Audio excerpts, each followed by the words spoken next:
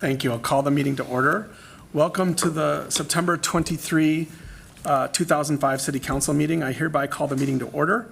Members of the public may attend the City Council meeting in person or may watch or listen remotely by viewing the meeting on Channel 8, WCTV, YouTube, and the city's website at www.wayzata.org/WCTV.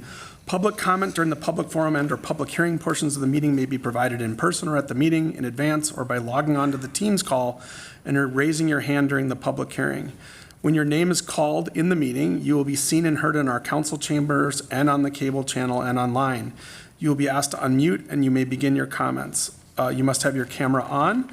All public comments must include your full name and address. The next item on our agenda is the Pledge of Allegiance. Please stand if you are able. I pledge allegiance to the flag of the United States of America and to the republic for which it stands, one nation, under God, indivisible, with liberty and justice for all. Thank you. Next is our roll call. Let the record reflect that all council members are present. Earlier this evening, the council participated in a workshop and an open house and discussed the following. Discussion of sale of city land on Lake Street. We conducted candidate interviews to fill the council member Park Hill's open seat, which will be open as of the close of business tonight. And we also had a very nice farewell open house to Mr. Park Hill. And he will get a chance to say a few things here on camera too. The next item is I need to approve the agenda. I need a motion to approve the agenda as is or any changes. Move to approve the agenda as outlined, Mr. Mayor. Okay, do I have a second? Second. Further discussion?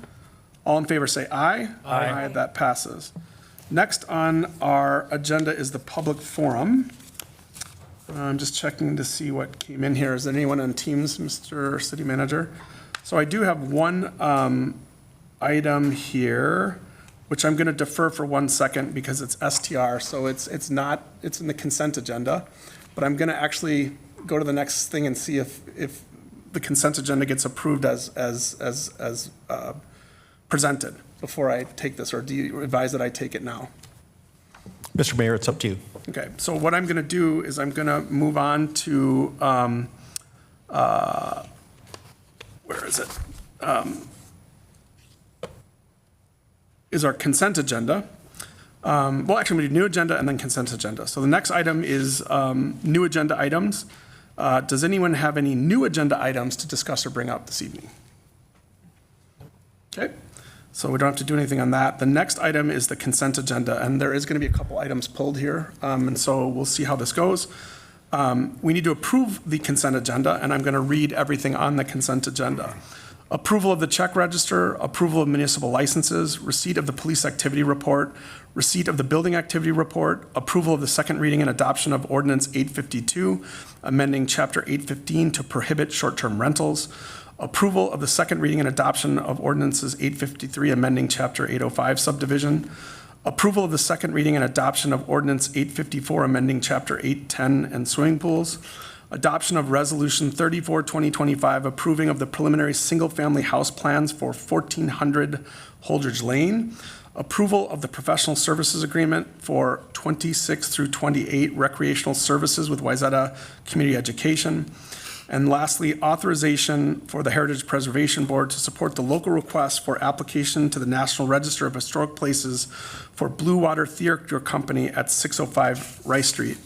So I'm going to ask for a motion to approve the agenda as presented or amended. I have one item that I'm going to start with that I'd like to pull, which is I'd like to pull item I and have that voted on separately because I'm going to recuse myself from that vote, and I'll explain that in a minute. I'd also like to pull from the agenda the second reading of the adoption of Ordinance 852, amending Chapter 815 to prohibit short-term rentals. So those are my two items I'd like to pull. I'd offer it to other council members if they would like to pull any other items, and then we'll take a vote on if that items that I'd like to pull is affirmed. Any others? So I'll make a motion to approve the consent agenda as revised, pulling item E and item I. So if I'll make that motion. Can I get a second? Second. Further discussion? All in favor, say aye. Aye. Okay, that carries. Now, I'm going to go back to the public forum. A gentleman wanted to speak on short-term rentals, but I'm going to defer that because now I'm going to discuss it. The first item I'm going to take, which is easy, which is discussion of the approval of the professional services agreement for 26-28 recreational services with Wayzata Community Education. The reason I'm recusing myself from this vote is I own a business in town called Wenani Surf and Paddle. We also have a contract with Wayzata Community Ed, and I did not want any perceived conflict of interest to be present for my vote on that matter. So I would ask maybe the Mayor Pro Tem to take over to lead us through a vote on this item, and I will recuse myself and be silent. Well, that should be easy enough. So before us is the approval of professional services agreement for 26 through 2028 recreation services with Wayzata Community Education. I'll take a motion to approve. I would make that motion, Mayor Pro Tem. Is there a second? Second. Any discussion? Hearing none, all in favor signify by saying aye. Aye. Opposed, no? I remain silent. Okay, Thank you, Mr. Mayor Pro Tem. that passes. Okay, thank you. The next item will be the second reading and adoption of ordinance 852, amending the chapter 815 to prohibit short-term rentals. I really don't have any questions other than somebody filled out a form and I wanted to give them a chance to speak, so I procedurally pulled it so that that could happen. So I'm going to invite to the dais Mr. Mark Sherry at 1053 Lake Street East for 3 minutes. Thank you, sir. Welcome. Okay, thank you.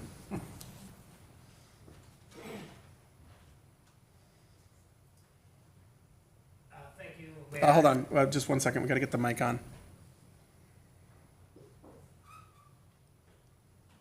The vast viewing audience, we can't miss your riveting words. 1 moment.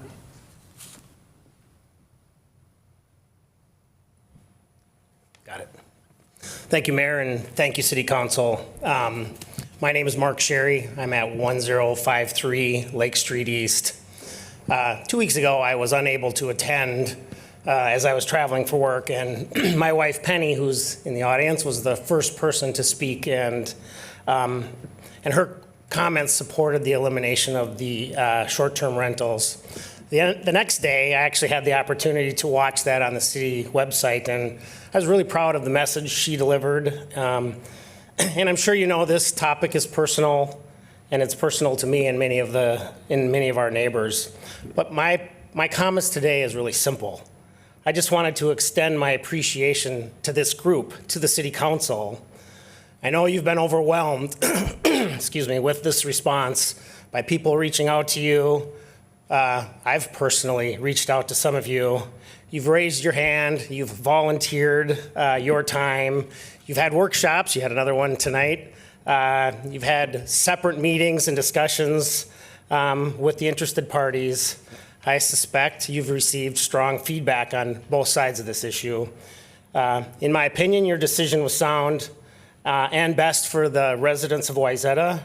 But mostly, I just wanted to thank you for your willingness to listen and serve in this role, and it's appreciated. Thank you. Thank you, sir.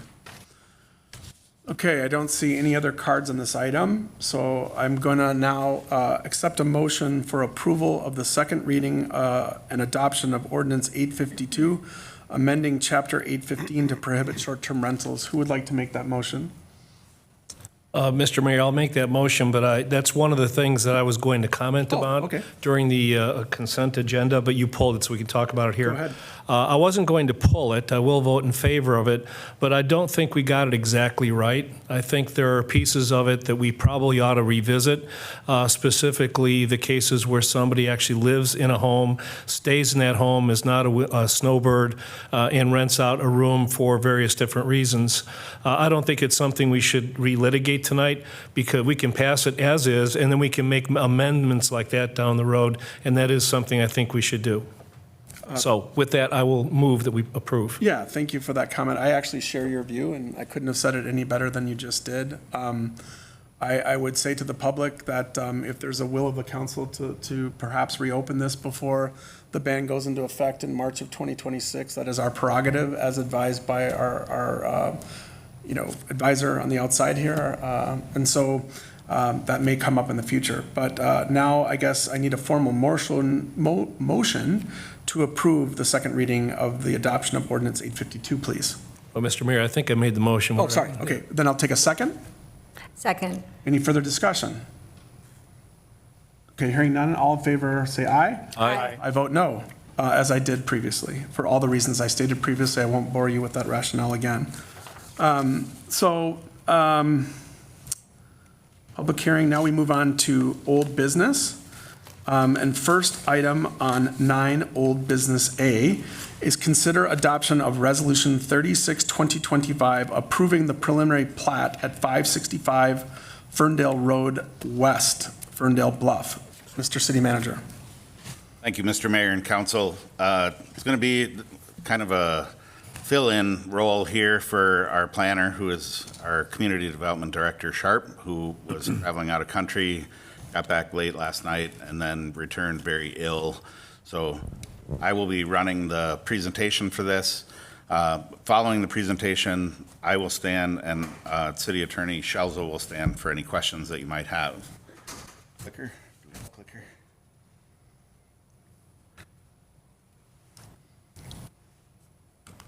Before you this evening is the consideration of the preliminary plat to subdivide property at 565 Ferndale Road West. This came to you in the past. I'm going to start with a few kind of historical slides. You've seen them at previous presentations. This is the project location out on West Ferndale Road. This is an aerial view of the property and some of the adjacent properties. Hillside Drive to the northwest, PV Pond to the east. The neighborhood is zoned single-family R1A. Am I reading that right? Yes. Existing conditions, these are the existing conditions on the site. It's an existing single-family home with a detached structure and a single driveway, asphalt driveway, PV Pond to the east. The property has steep slopes, bluffs, significant tree cover, and we've talked about all of these items in the past. The development application that was brought to you earlier this year was for the subdivision of a single-family lot into 3 R1A lots to create a new public roadway to serve those homes with some sort of turnaround. These are dimensions for those lots that meet our preliminary plat standards for the R1 zoning. Comprehensive plan guides this as a state single family, and the proposed development meets those standards. As presented to you earlier this year, some sketches of what those sites could be for lot coverage, as well as impervious surface coverage, all well within our guidelines. Recent actions: in February, the Planning Commission voted 6-0 to recommend approval of the preliminary plat as it had been presented. April 15th, the Council adopted Resolution 11, 2025, actually denying the application based on impacts of the roadway and concerns about character of the neighborhood. September 9th and this evening, the Council adopted Ordinance 853, which amended our subdivision ordinance to allow for lower impact roadways in smaller subdivisions, similar to this one. These are just some of the guidelines from Ordinance 853 as presented in our packet, so you can see those standards that we have added for narrower right-of-way options, narrower roadway options, steeper grade options, fire truck turnaround options, as well as private roadway alternatives. As noted there in the parentheses, all subject to meeting state fire code as a minimum. Before you this evening is Resolution 36, 2025, approving a preliminary plat at 565 Ferndale Road West with the condition that the applicant amend the preliminary plat to meet the standards of Ordinance 853. I will stand for any questions as well as City Attorney Sheldon. Questions of staff at this point? Okay, hearing none, I'll bring it back to council for discussion. Just for those following in the room and perhaps online, the item that Mr. City Manager was referring to on our consent agenda was item F, which was the approval of the second reading and adoption of Ordinance 853. With that for context, I'd invite any discussion at the council level if there wish to have any. Okay. Hearing none, I would accept a motion to approve the adoption of Resolution 36, 2025, approving the preliminary plat at 565 Ferndale Road West. Anyone like to make that motion? So moved. Can I have a second? Second. Thank you. A second by Mr. Plekish. Further discussion?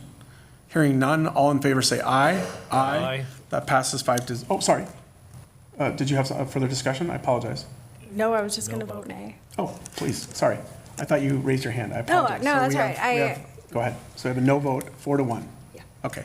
So noted for the record that it was approved 4-1. I apologize, Ms. McDonald, I didn't catch that out of the corner of my eye. Thank you for that. Moving on to the next agenda item is now to agenda item 10, which is new business. And we will consider adoption of Resolution 37, 2025, approving the excess reserve transfer. Mr. City Manager, and I believe Mr. Pete Zimmerman is going to do this, correct? Correct. We're going to tag team 3 of the next agenda items as they all relate to the budget. I will leave it to the council to determine if they'd like to take action on all 3 following our presentation, or if they'd like to stop us in between and take action on each item individually. We're going to start with the approval of the excess reserve transfers, followed by the fee schedule, and then ultimately followed by the 2026 preliminary budget. Just for context, last council meeting on September 9th, the council approved a preliminary levy of 7.5%. The budget that will be approved tonight is the detail of each department that validates that 7.5% levy increase that the council approved at the last meeting, as well as preps the staff for future conversations regarding our 2026 budget by setting the fee schedule and allocating excess fund reserves. And with that, I'll turn it over to Pete Zimmerman for his presentation. All right, thanks, Mike. Good evening, Mayor and Council. As Mike said, we're here to talk about the 2026 budget and a number of other items. Just as a little bit of background, kind of looking back what we've already gone through on the 17th, July 1st, 15th, August 19th, and September 9th, several discussions, and then the approval of that levy on the 9th. Tonight, we're here to discuss the fee schedule, excess reserve transfer, and the preliminary budgets. And then on November 5th, there's a planned council workshop to discuss the CIP, which we've also discussed at least once before. Excuse me. And then on December 2nd, we'll approve the final levy and final budgets. All right, as Mike mentioned, at the September 9th meeting, the council did approve that 2026 preliminary levy in the amount of $7,421,212. And also, as Mike kind of stole my thunder, but as Mike also mentioned, the budget that we're looking at tonight does support that preliminary levy amount. So we have 3 action items: Resolution 37-2025, which is the excess reserves transfer; Resolution 39-2025, which has a typo; adoption of the 2026 fee schedule; and then Resolution 38-2025, which is the 2026 preliminary budgets, both general fund and all the enterprise and special revenue funds. Our excess reserve transfer, we have a fund balance policy that sets this practice that allows the council to determine a transfer of the prior year excess reserves for future year uses. The excess reserves can be generated either by the general fund, licensing fund, liquor fund, or marina fund. For 2024, that looks like this. We have $973,329 of excess in the general fund and $47,958 in the licensing fund. The liquor and the marina fund, they have an excess of zero. That's only because we maintain that fund balance of 40% of budget. So just wanted to point that out. At the September 9th meeting, or council workshop rather, the council directed the staff to distribute $820,000 of this excess from 24 to the following areas. We have $25,000 going to the comp plan, $100,000 going to parks and trails, $250,000 going to the facilities CIP, $350,000 going to the equipment CIP, and then $95,000 we're transferring to the general fund as a stabilization, namely for the increase in staff of the full-time fire chief, which gives us a total of $820,000. So we have the resolution 37-2025, which kind of just outlines what I just spoke about. As you see, we're not using that full amount of excess. We're choosing to reserve some of that, and that will just remain as unallocated funds in the general fund. So with that, are there any questions? Questions of staff on this agenda item? I have a process question for Mr. City Attorney. There's two others that are related to this resolution. Would you like us to take them individually and pass them, or let them present all three and then I would facilitate three votes? What would you prefer? Mr. Mayor, I think it'd be good to have a separate vote on each one of the action items. Okay. That's what we'll do. So I'll bring it back to questions of staff. Okay, I didn't hear any, so bring it back to council for any discussion. Hearing none, I would accept a motion for, to go back to, give me the number, Resolution 37-2025 of the excess reserve transfer. I would accept a motion to approve that. So moved. Can I hear a second? Second. I heard a second from Member Plekish. Any further discussion? All in favor say aye. Aye. That passes. All right. Next item. Okay, the next item is the 2026 fee schedule. Just a few notes on that. Generally speaking, we did a 3.5% increase. Has been applied to most of the fees. There are some fees that are set by state statute or by city ordinance that were not adjusted, and we've just kept those in line with those statutes and ordinances. Our water utility rates are being held flat. The water fund is actually performing pretty well. And we did have a rate study, I think, last year, the year before, that suggested an increase, but because the fund is performing so well, we're not going to implement an increase. We don't need to. The sewer utility usage rates are increasing by 3%, which is in line with that rate study. And then stormwater utility rates are increasing 1%, again, recommended by the rate study. And this is all to ensure that the funds perform well and can support the capital projects. Our solid waste fees are being held flat due to just a strong fund balance performance. Building permit fees will also remain flat for 2026. And then the municipal boat slip fees have been increased by 5%. And the budget does reflect these changes. So not a lot to talk about on that one without looking at that whole fee schedule. So we do have resolution 39-2025 accepting or adopting the fees for 2026. Thank you. Questions of staff? Hearing none, I'll bring it back for discussion. Okay, anyone like to weigh in? I have three friendly amendments that I'd like to add. They're not really, they're more guidance to staff. They're not changing material, anything in the resolution, but the three are as follows. When we went through several workshops around potentially implementing a local area food and beverage tax, one of the requests that came back from the restaurant community was to adjust the date by which we post the liquor license call away from the hardest month for them to pay it and move it to a more month where they're cash flush. I would propose that friendly amendment to move it from the standard date to summer. There's only a cash flow implication to the city. It's not material. We maintain a fund balance of close to $4 million, so I don't think it's going to hurt us in any way. That's friendly amendment number one. Friendly amendment number two is in workshop several times I brought up or posed the question to the council and to staff, could we explore franchise fees and park dedication fees, not changing them per se, but formally put it on staff's agenda to explore those, to vet them, to explain the pros and cons of exploring franchise fees or not. And park dedication fees the same, because our park dedication fees are quite antiquated, and they are predicated on a subdivision triggered in a commercial redevelopment to fund our parks department.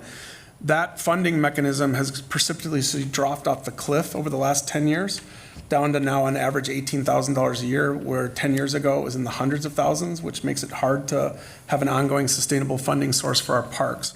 So I'm not, these three friendly amendments are not forcing us into approving any of that. I'm simply saying, is it the will of the council to add those to the staff's agenda to explore on our behalf and bring them back next year? So the first one is, again, moving the date of the liquor license from April, I think it's April, Mike, correct me if I'm wrong, or Mike, I don't remember when we call it.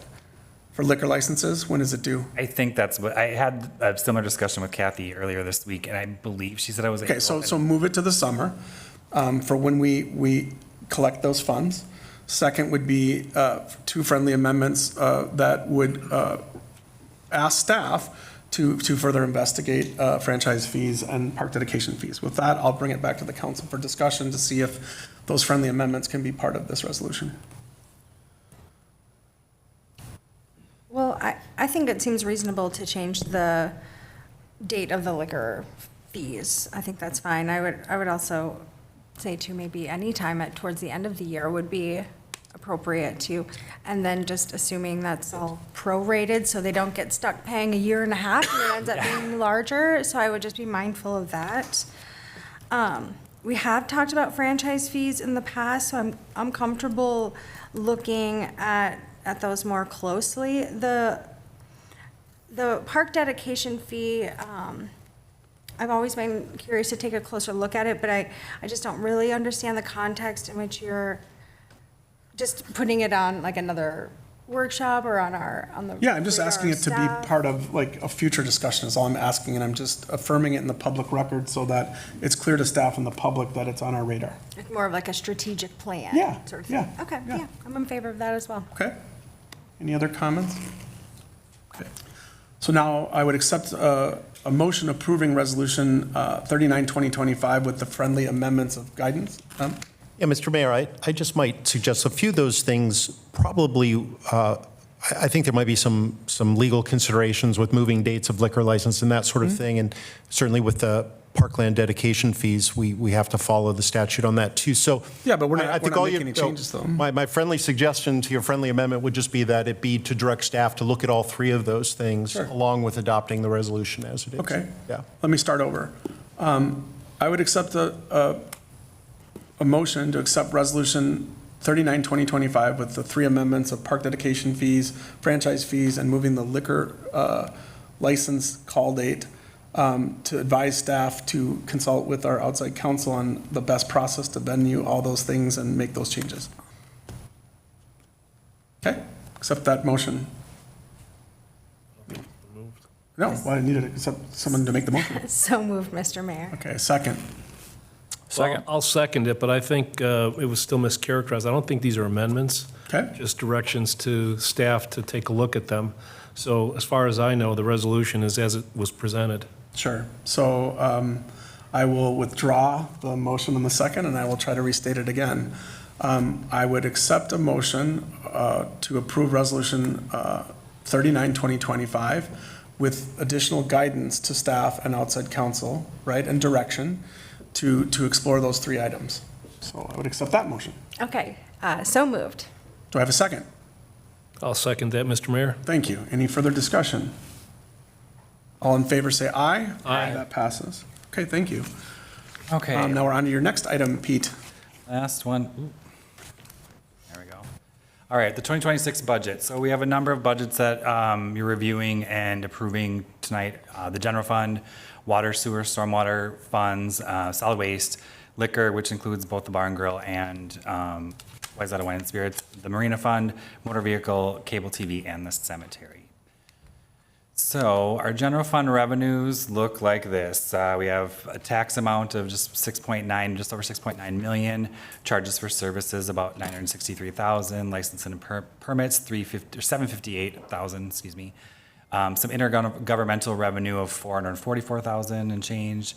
Transfers in of 50313, which is where we'll see that general fund excess transfer. Franchise fees of 88,000, fines and forfeitures of 89,000, other 210, for a total of $9,986,902 of revenue. And just kind of looking at a little graphically to show you, nice little pie chart of the biggest piece obviously is taxes, and then everything else sort of falls into place there.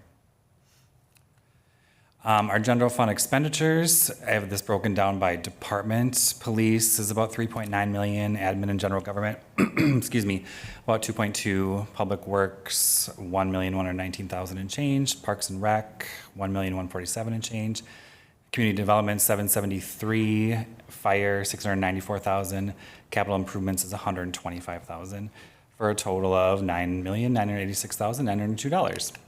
And just a little chart to show you those, the bigger chunk of that, which is obviously police, and then admin and general government. So our general fund summary, we have revenues of 9,986,902 minus our expenditures of 9,986,902 equals a balanced budget, which is what we want to pass. So with that, are there any questions? Questions of staff at this time? Okay, hearing none, I'll bring it back to the council for discussion. Anyone like to offer any comments? I just have a couple comments. Just for those of you that might be tuning into the budget process for the first time, we actually start our budget process back in July, which Pete, you noted on earlier slides. So we're just not, we might appear to be breezing through this, but we've had hours and hours of discussion on this topic over time. And a reminder that what we approved, 2 weeks ago, was the preliminary levy at 7.5%, which just means that it can go no higher than that, but it can go lower. So by affirming each of these clicks, which is the excess fund transfer, the fee schedule, the expense line items in the budget, it all comes back into a package in December where we decide, did we get it right, or do we want to perhaps pull it back a little bit? Newsflash, I'm going to be making also a statement at the end of the meeting in the city manager's report about some implications in the county budget, which is 39% of everybody's tax bill here, and offer some guidance on that. Don't feel like it's appropriate here, so I'm moving it to the city manager's report. So with those comments, any other comments from council on this topic? Okay, so can you click it back one slide? I would accept a motion. We're gonna, sorry, Mr. Mayor, we're gonna just look at the enterprise fund budgets real quick and do it all in one resolution. Nope, that's okay. It wasn't very clear. So our enterprise and special revenue funds look like this. We have the liquor fund, and this is expenditure, with about 10.5 million, water at 1.4, the sewer fund at 1.7, stormwater at 398,000, solid waste fund at 466,000, motor vehicle at 761, cable TV at about 89,000, cemetery at about 11, and then the marina fund at about 86,000. So all told, all budgets combined for the city are $25,401,732. And just another little graph to show you what makes up those bigger parts of the budget. Obviously, the general fund is right up there along with the liquor fund. So here we have the resolution 38-2025 approving the budget. Sorry about that. I went out of order a little bit. It's all good. Okay, so questions of staff on that second part of this discussion. I have one. If you could go back a couple slides where you show each of the, okay. So when you think about what we approved previously around excess funds, those are only really coming from the liquor fund. Potentially it could have come from motor vehicle, and it did a little bit from cable TV, because we have more that comes in than the expenses in that one. That comprises that combination of excess funds, which is we have enterprise funds and then we have special revenue funds. Special revenue funds, if guided appropriately, can take in more money than zeroing out, which is what we do in our liquor fund. We do it in our motor vehicle fund. We do it in our cable TV fund, and just trying to make sure everybody understands what we're voting on in the public. So with that, I would turn it over to any further discussion at the council level. Okay, so we can click forward again, a couple slides here. I would accept a resolution for approval of Resolution 38-2025 adopting the 2026 preliminary budget. So moved. Could I get a second? Second. Any further discussion? Hearing none, all in favor say aye. Aye. Aye. Okay, that moves forward. Okay. Next is item D, consider adoption of Resolution 35, 2025, approving a shoreline setback variance at 547 Harrington Road. I will turn this over to Mr. City Manager, I believe. Thank you, Mr. Mayor and Council. This evening, Planner Hedblum will be giving the presentation on this topic. There was a presentation from the applicant and public comment to follow. So with that, Haley. Thanks, Mike. Okay, Mayor and Council, hi. I just wanted to introduce myself formally since I haven't been introduced to all of you yet. My name's Haley Hedblum. I started in the planner position at the beginning of June. I am presenting this on behalf of Director Sharp since he's out tonight. So before you, you have a application for a lakeshore setback variance for 547 Harrington Road.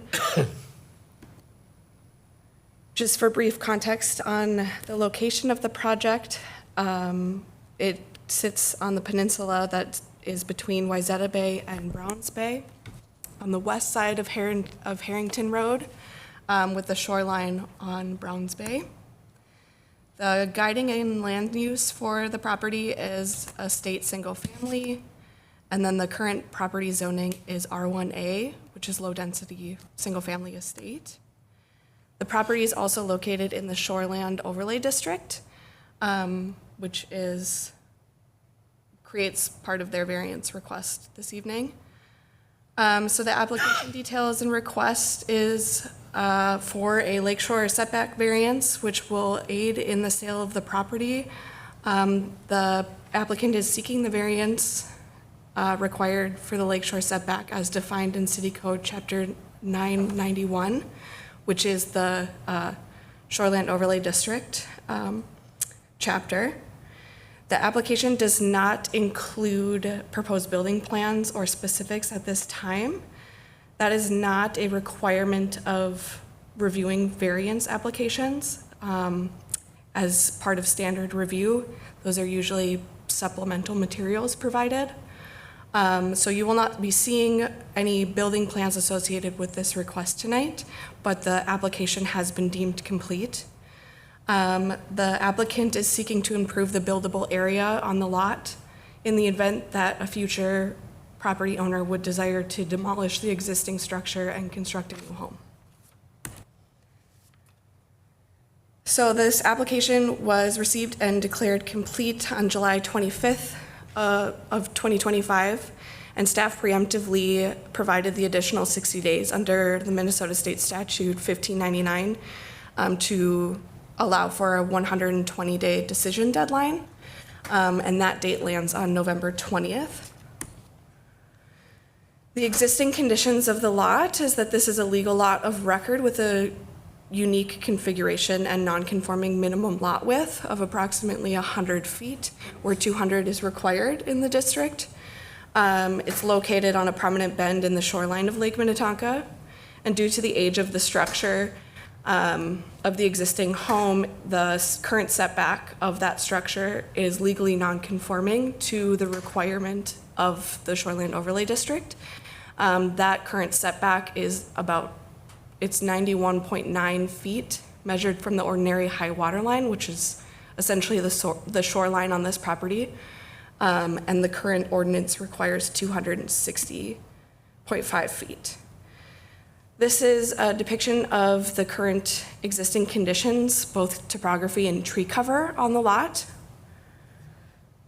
Staff required or requested that this be provided as part of the application to show kind of the topography and the restrictions that may have, or implications that may have on the total buildable area. The underlying R1A zoning district requirements for the setback are met at this property. The setback that we're mainly discussing tonight is going to be that requirement in the Shoreland Overlay District.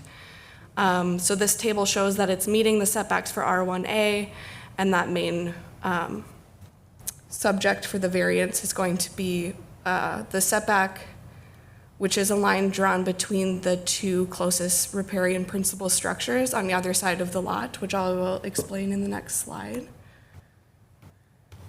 So in trying to define this setback, the Shoreland Overlay District requires that the setback from the ordinary high water line be the greatest of three different possibilities, the least of which being 75 feet from the shoreline, or a line drawn between the closest riparian principal structures, which is the setback that is applicable to this one, or the average between the two closest principal structures. So this chart shows the difference between those and then also how it applies on this site. I do have a drawing as well. So the purple is the least of which of these three setbacks. The green is the average setback between the two neighboring lots. And then the gold color is the setback that we are discussing tonight, which is the closest point between a line drawn between the north and the south principal structures. And that setback requirement is 260.5 feet from the ordinary high water line. So defining the variance request tonight, the property owner has submitted their application requesting a variance of 152.5 feet from the required lakeshore setback of 260.5 feet, which will allow an ultimate setback of 108 feet from the shoreline. This image depicts that description. So the proposed setback tonight is 108 feet from the shoreline. The variance request is from the required setback of 260 feet. This is just showing another visual of the difference between what is required and then what is being proposed. This drawing shows the buildable area that is available in accordance with the current setback requirements, which is the green, and the red depicts the non-buildable area per the currently required setback.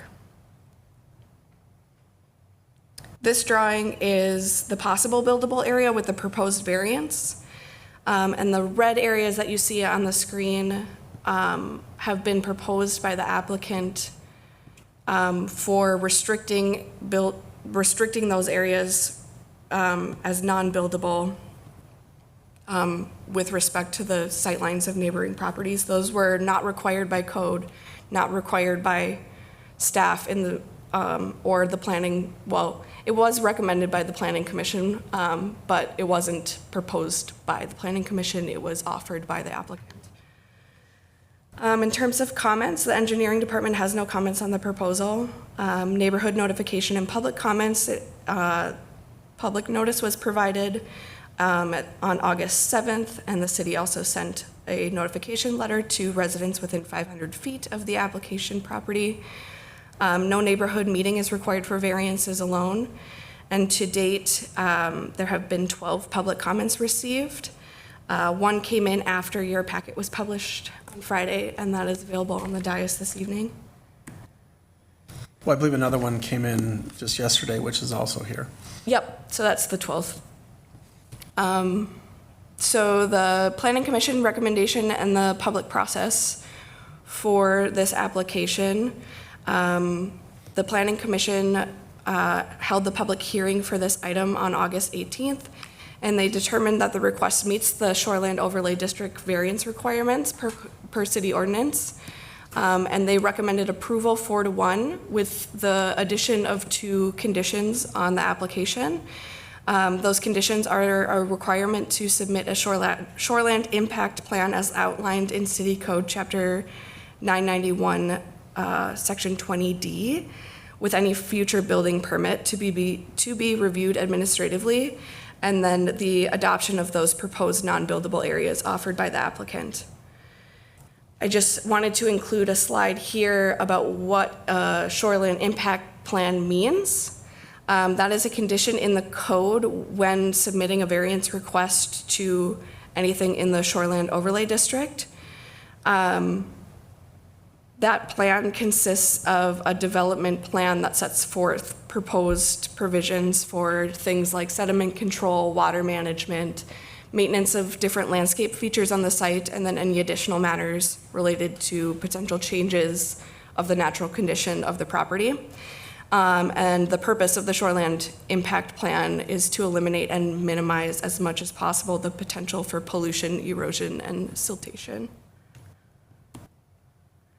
So the standard review of applicant requests, or application requests for variances include kind of the standard questions that council is used to when considering such requests. That is the proposal consistent with the comprehensive plan?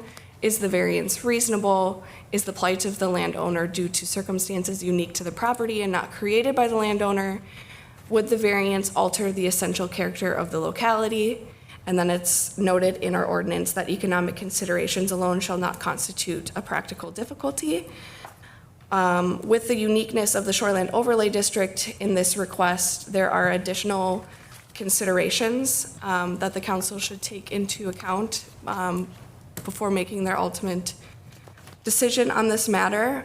For clarity, I'll read those out as well.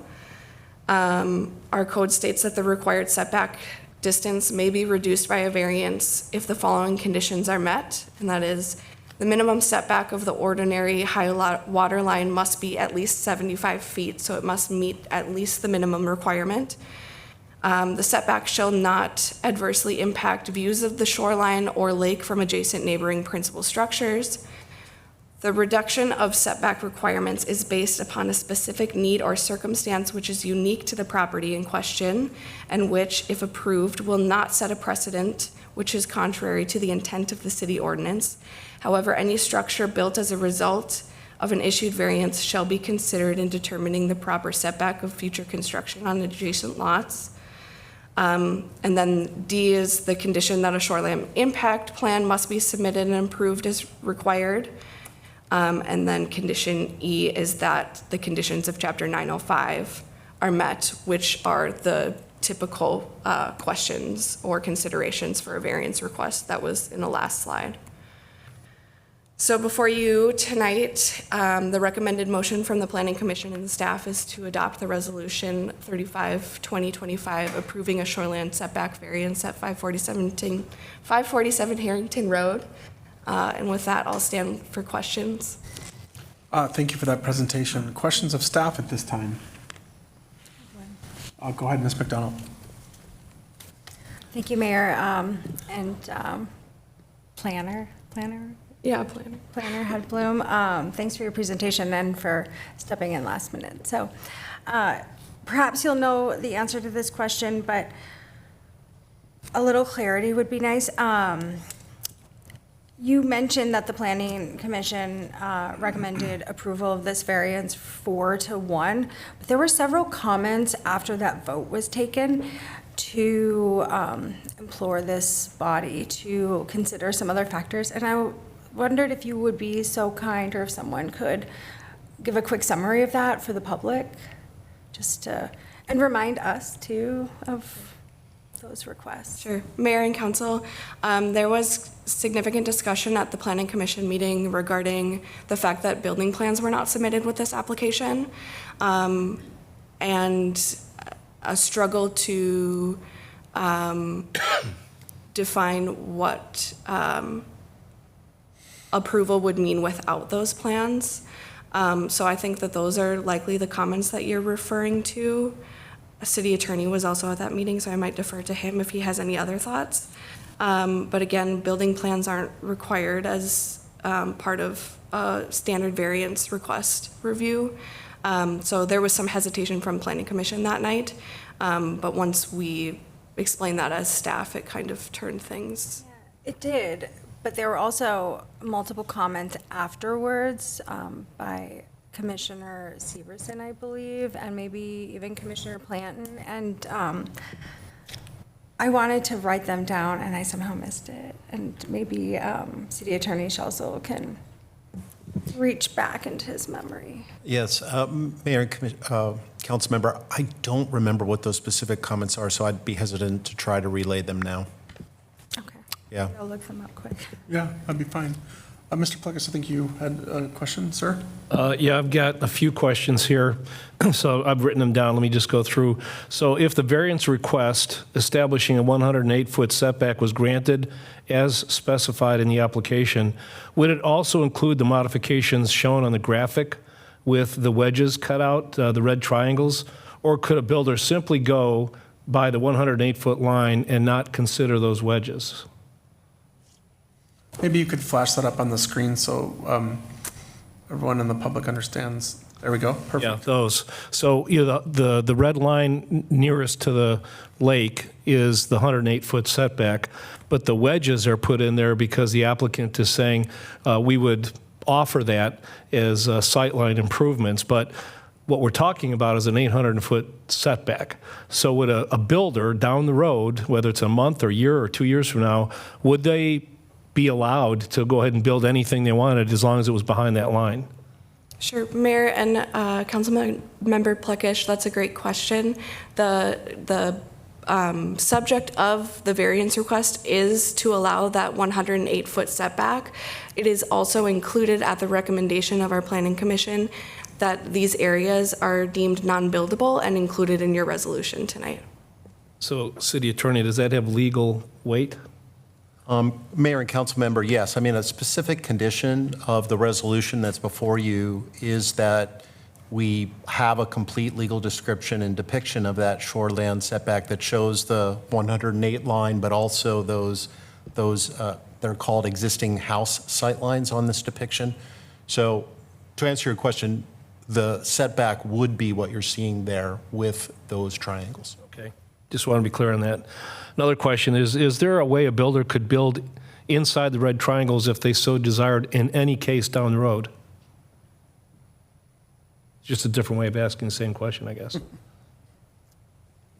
Mayor and Council Member, not the principal structure, not anything that can't go in the setback. There are certain things that can go in that setback, but it wouldn't be the house. Okay. Another question here. I realize that the 543 property to the north was built far back on the lot due to the swampy area nearer to the lake, but has anyone looked at what the setback might have looked like if the home had been built at a more conventional location closer to the lake? Mayor and Councilmember, we did look at that. However, we're restricted to reviewing the application as it stands with the current conditions.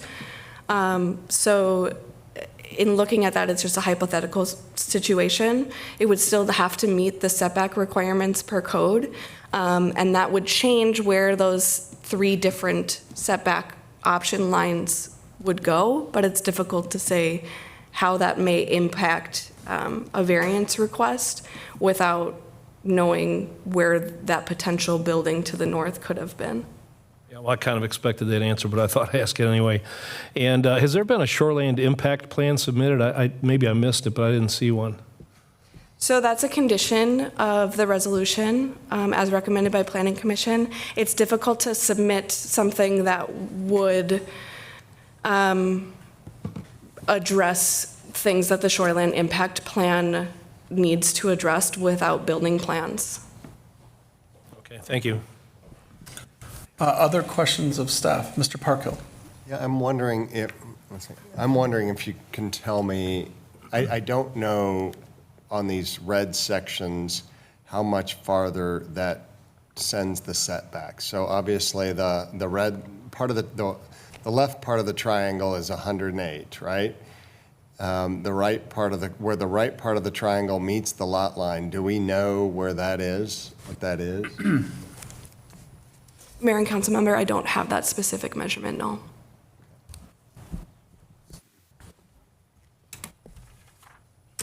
Other questions of staff? I do have another one if Go ahead, Ms. McDonald. Councilmember Sorensen doesn't. While this slide is up, Planner, I'm hoping you can give me a little more context of the size of this lot. So if we're just looking at, you know, the setback as the ordinance states, maybe subtracting the two 20-foot side yard setbacks, could you just give me a pretty good estimate of how wide that one line is? Mayor and council member, I don't have that measurement, but I can look it up quick.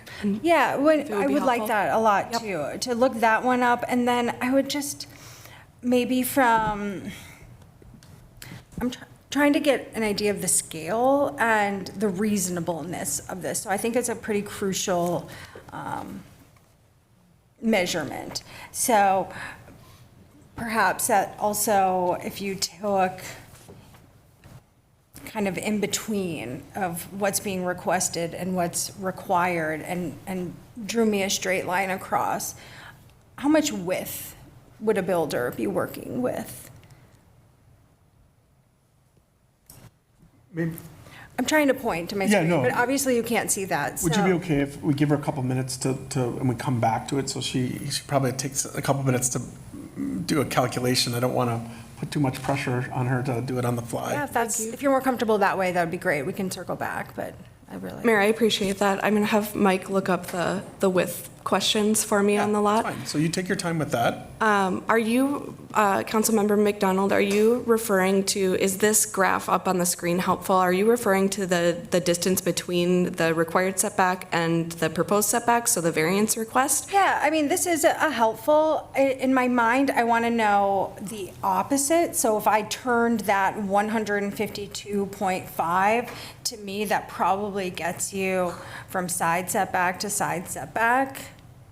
I think that feels, So essentially the width of the lot in that area, the Yeah, widest no. width, or yeah, at least within the buildable. that helps area. me a lot for scale. I live in the R3A district. My lot is 60 feet wide. Yeah. So I think sometimes when you live in a smaller neighborhood than the estate district, these areas look really small and difficult, but if you have numbers showing how wide the actual lots are, I think it's very important for the way I think of and judge reasonable. So that's what I'm trying to get at, is how much width is there to work with?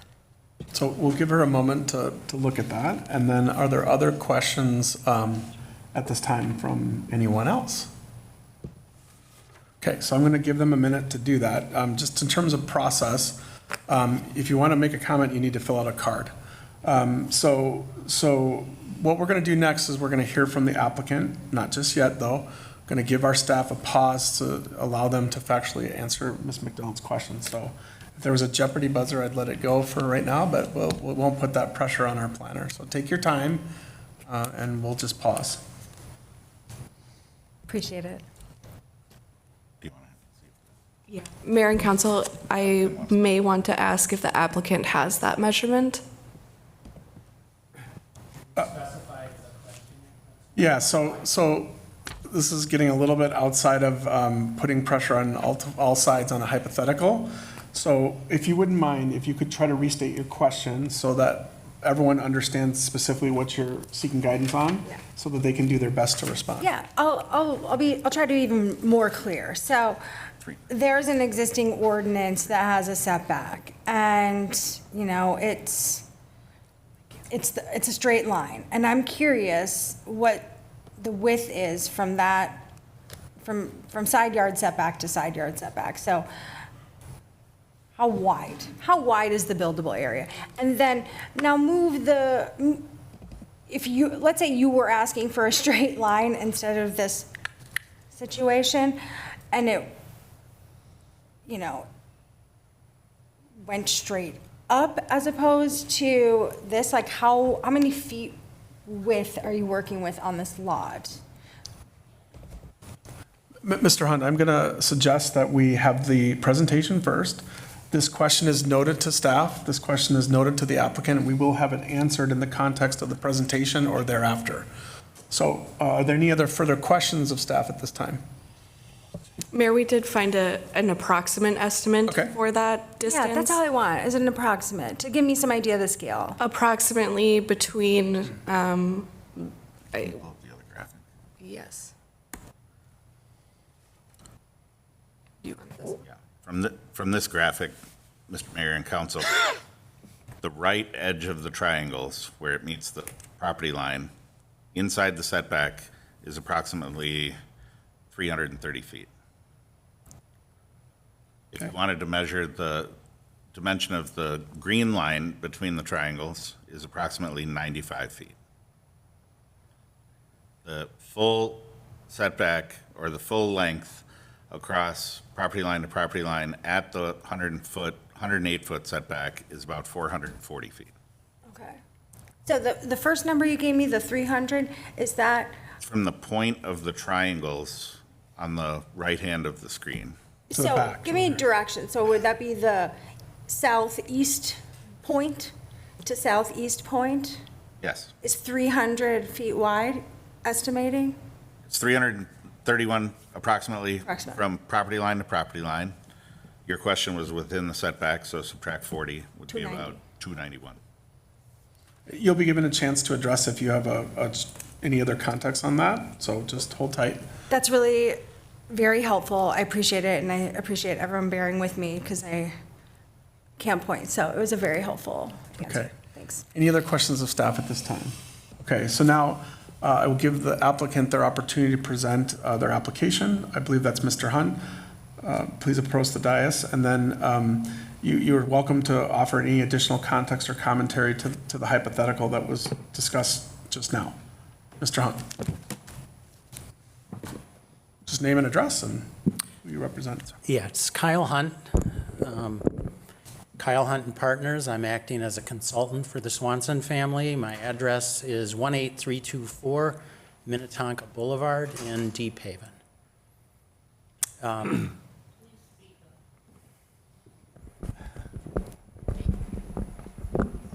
Is that any better?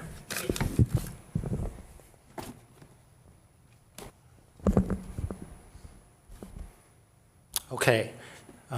Mayor and council members, thank you so much for allowing us to present this evening. I have my slideshow, so okay.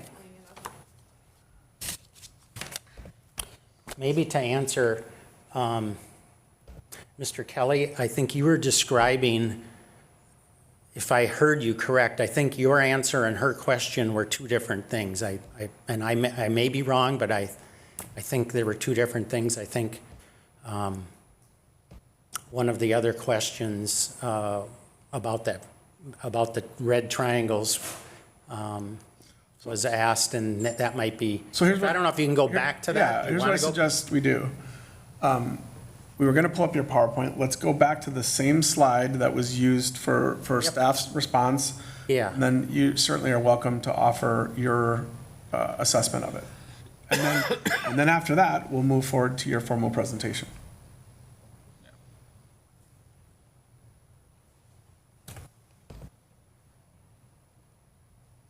Okay, go ahead, Mr. Hunt.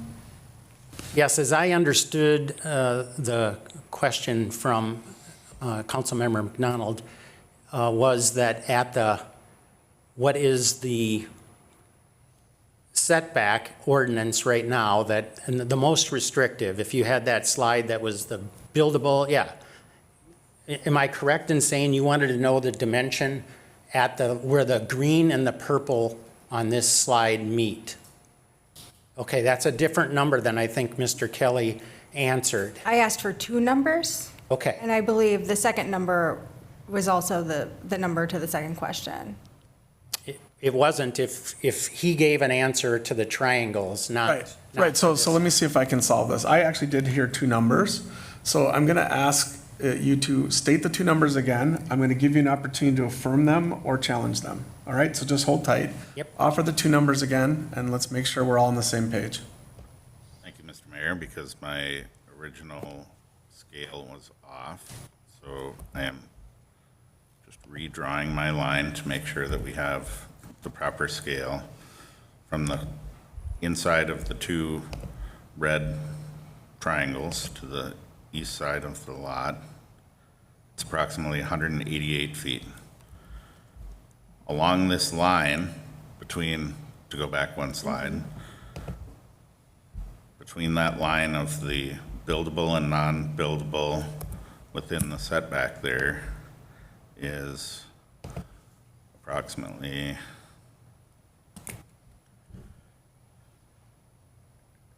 it's a hair over 160 feet. That red and green borderline within the setbacks. Okay. So then less the 40-foot side yard? Nope. setbacks? No, That that's it. calculation that I just gave you was within the setback line. Very good. So that second number, not this one, the other one, Yep, was one, they're both with, yes, this one is 60. approximately 160, slightly over 160 along that red-green border within the setbacks. Okay. And Mike, that's at the angle it shows here. Correct. It's not more of a perpendicular, it's not that line, it's that one. I got it. All right. Angled like that, yes. Yep. Thank you, everyone, for bearing with me, but that is incredibly So helpful to me. Mr. Hunt, is that clear? And do you agree with that assessment, or would you offer any additional commentary? He's got the scale. I would defer to him. Okay. I would recommend that you go on with your presentation. Okay. Let's see if I can remember how this remote works. But we can help you if we have any trouble. I know that everyone has probably seen this PowerPoint in your packet. You've also seen it as it was presented to the Planning Commission. So I don't want to bore you with the details. I want to go through these rather quickly to help, I guess, give the scenario of speed to this.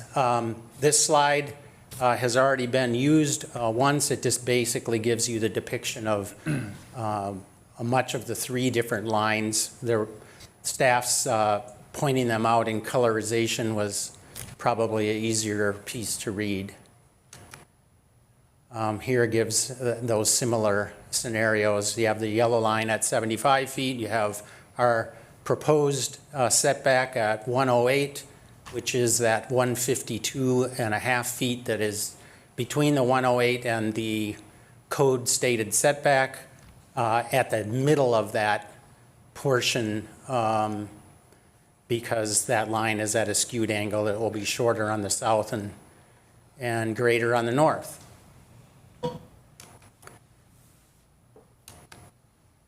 Again, it shows the depiction between the lines being drawn from 549 to 543 to the north.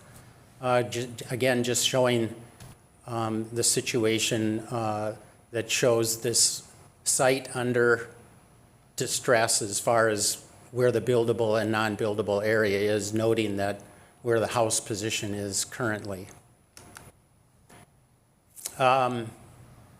It was noted in staff's presentation too, there's this lowland area at the Leavenworth property at 543.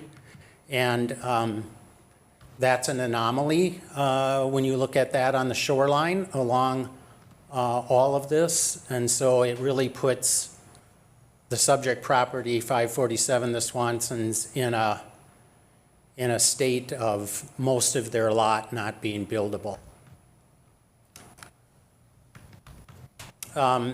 This slide helps present an understanding as if you were to take the situation and the two neighboring properties, the riparian properties, if you drew a line from one to the other on each one of the properties, you would end up with this sort of a pattern that has happened.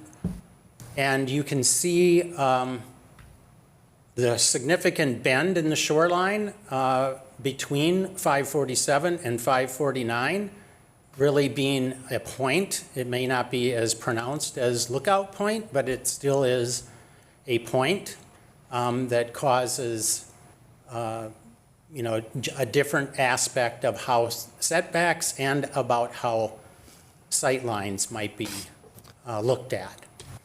We put this slide together just to show because Lookout Point went through a similar variance, very similar variance, and just a handful of years ago, and was approved at that point in time. This is just a little bit of a honing in on that particular situation. It does show that the neighboring properties are non-conforming, and yet they participated in helping this variance go through for those folks. This, again, just shows our proposed line of the 108 with the 152-foot variance request, which happens, the number of the 152, again, is in the middle of that portion.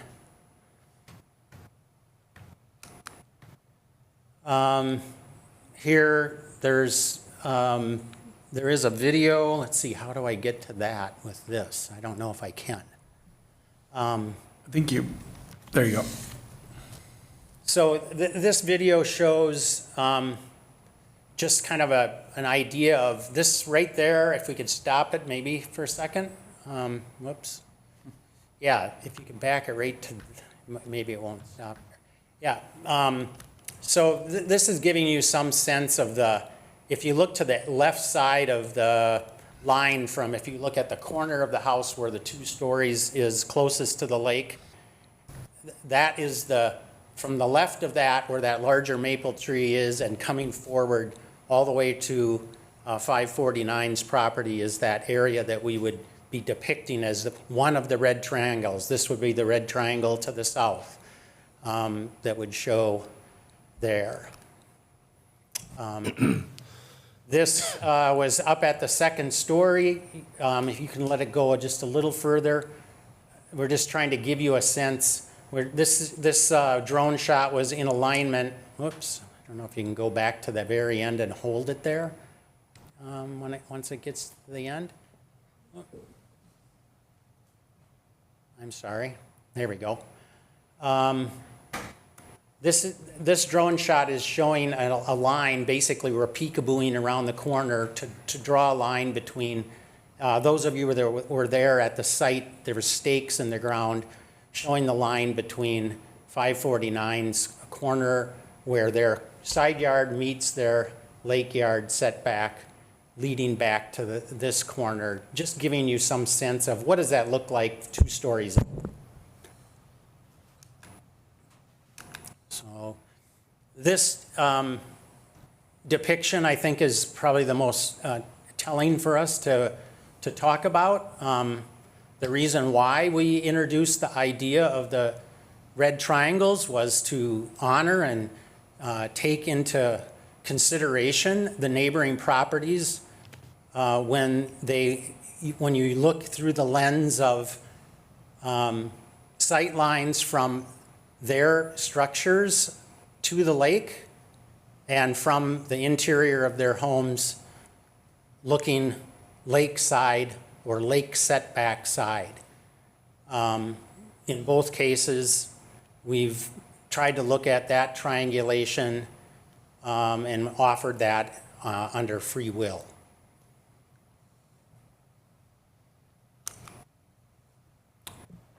I think the practical difficulties are well apparent. They're not all economic. Are there some economic aspects? There certainly would be, but it's not predicated solely on economics.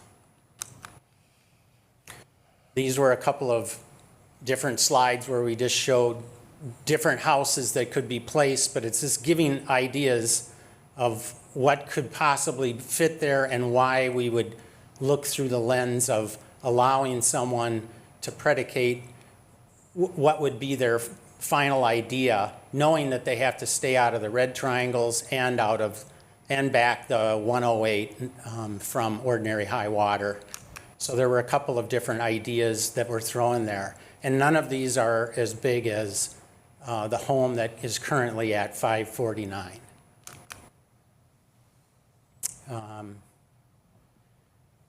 This just shows, this drone shot, I believe, shows just the aspect from where the point just is and where the bend takes place. So that 549 is right there on your right, and as you can see, the shoreline wraps back around to the north, and then we'll get kind of a little bit of a peekaboo here down to 547. And 543 is off to your right, but hidden in the woods. Let's see. The one slide I thought you might add was that slide that had the topo. Was that in here? I don't think I saw it. Let me go back. I know you have it in your presentation. It has the topography and the trees. Yeah, I can pull it up from. Yeah, that'd be great. I know I submitted that separately.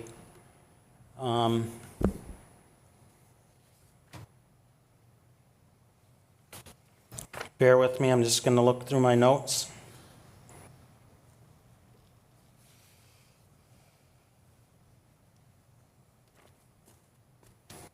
There's one more that's just the survey. Yeah.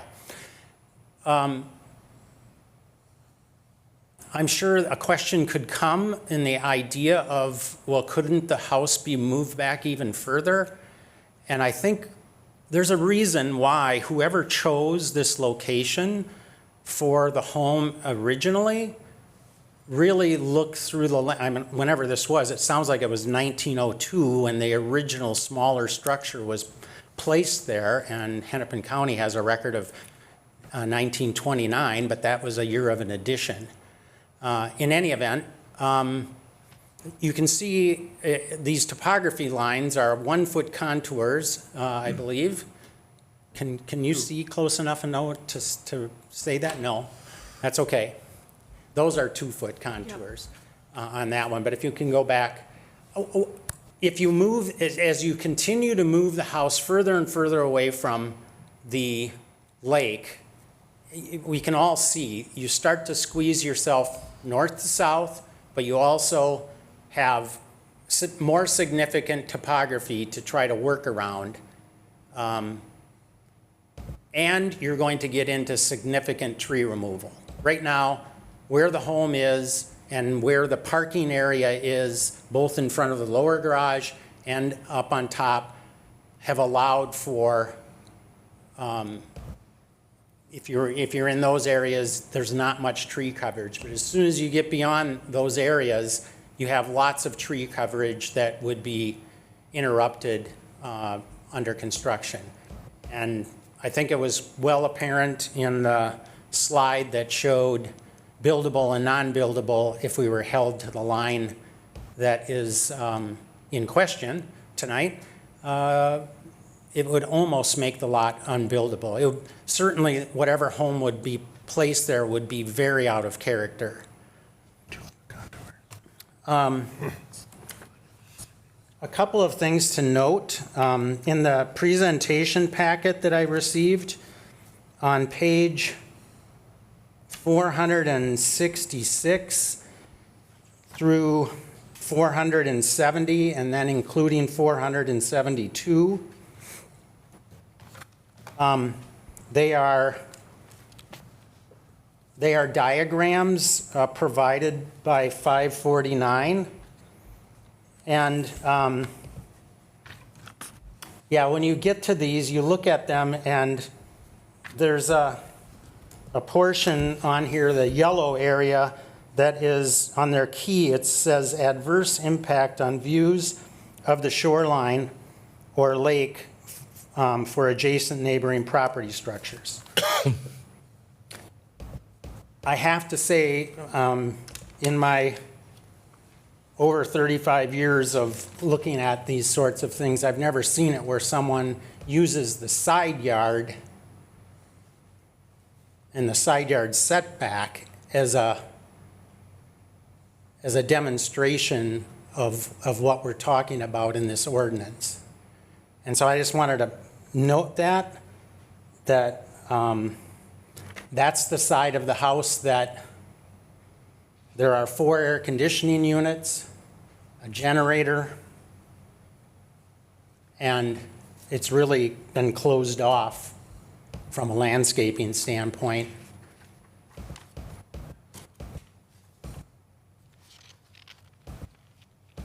And I just want to remind everyone about the letters that we have seen come in from neighbors. I did not see the 12th letter, but that's okay. I assume it's a positive one, but I don't know the answer to that. Any questions about my slide presentation? I'm happy to. Yeah, so we will give a chance for council to ask any questions of the applicant at this time. I will ask. Okay, Mr. Parkhill. So do you know what the setback is at the bottom right corner of the red triangle? The closest to 549's house? So I just want to make sure I'm understanding. So for that point, yeah, let's use that if we can as a pointer. Whoops. Well, the problem is we can't see the pointer, but Oh, you can't? no, but I mean. Well, we at can- least we if can- we can get it there, I might have you stand and look, actually. Yeah, you should be able to provide it in context right here. We can look behind us if we choose to. Okay, can you use your, no? You can't use your mouse to point to the corner he's The speaking of? the cursor doesn't show up on the screen. Do you see the 135.4 drop down from that to where the red hits the side yard setback line? Or actually, the lot line? So the southerly triangle, and it would be the southeasterly corner of that triangle. Yes. How, and you're asking how far away that is from ordinary high water? Yes. Do we know? I think Mr. Kelly's going to have to try to give us an answer to that. Well, I Without a guess my scale question and- is this reasonable to think that one of those, because you draw a straight line from 549 and you go straight kind of northwest a little bit, I know 549 is set back 188. Would that be 188? Where it hits the lot line? Mr. Mayor and Council, if I could interject, I have scaled it off, again, approximations. From the ordinary high on the survey that was presented earlier with the various setback lines, that triangle where it intersects with the property line is approximately 186 feet from the lake shore. Okay.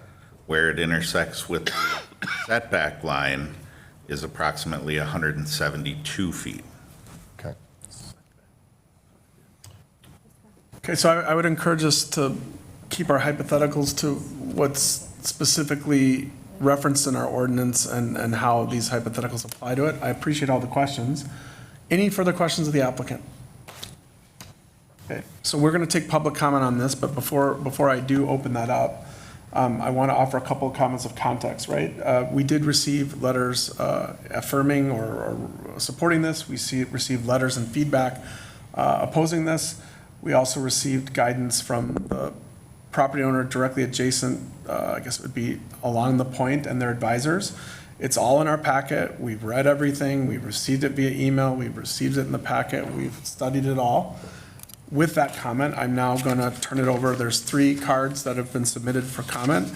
The general rule of thumb is 3 minutes. I'll give a little latitude to one of the 2 people representing 549 Harrington, given some of the, I guess, technical references that were offered in today's hearing, but not much latitude, and that is my discretion. So I first will call to the dais, Sue Schwabach, please. Yes. Hold on. Just wait till you get to the dais. You have a vast viewing audience that wants to hear your comments, Ms. Schwabach. Sue Schwalbach, I live on Ferndale Road, and I was here for an earlier item. I didn't even know this was on the agenda, so I'm saying hello to Dick and Elaine and Joanne. Please enunciate. Okay, I'm just saying hello. I didn't know that this was on the agenda. I just was here for an earlier item, and so my question was, how did these red triangles even get determined?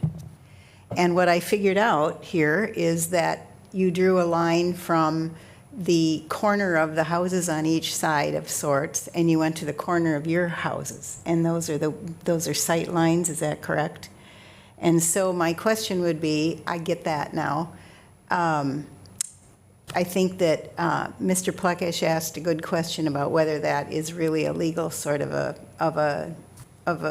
binding sort of a rule, and so I guess that's the answer. And I don't really have another question except just recollection of kind of a messy thing we got into off of Bushaway Road a while ago with a setback phenomenon that was a topic I don't even recall the minutia, but I just came to hear the rest of it, so thank you for explaining the triangles. I get it. Thank you for your comments. Next, I'd like to call Mr. Jack Perry, please. No.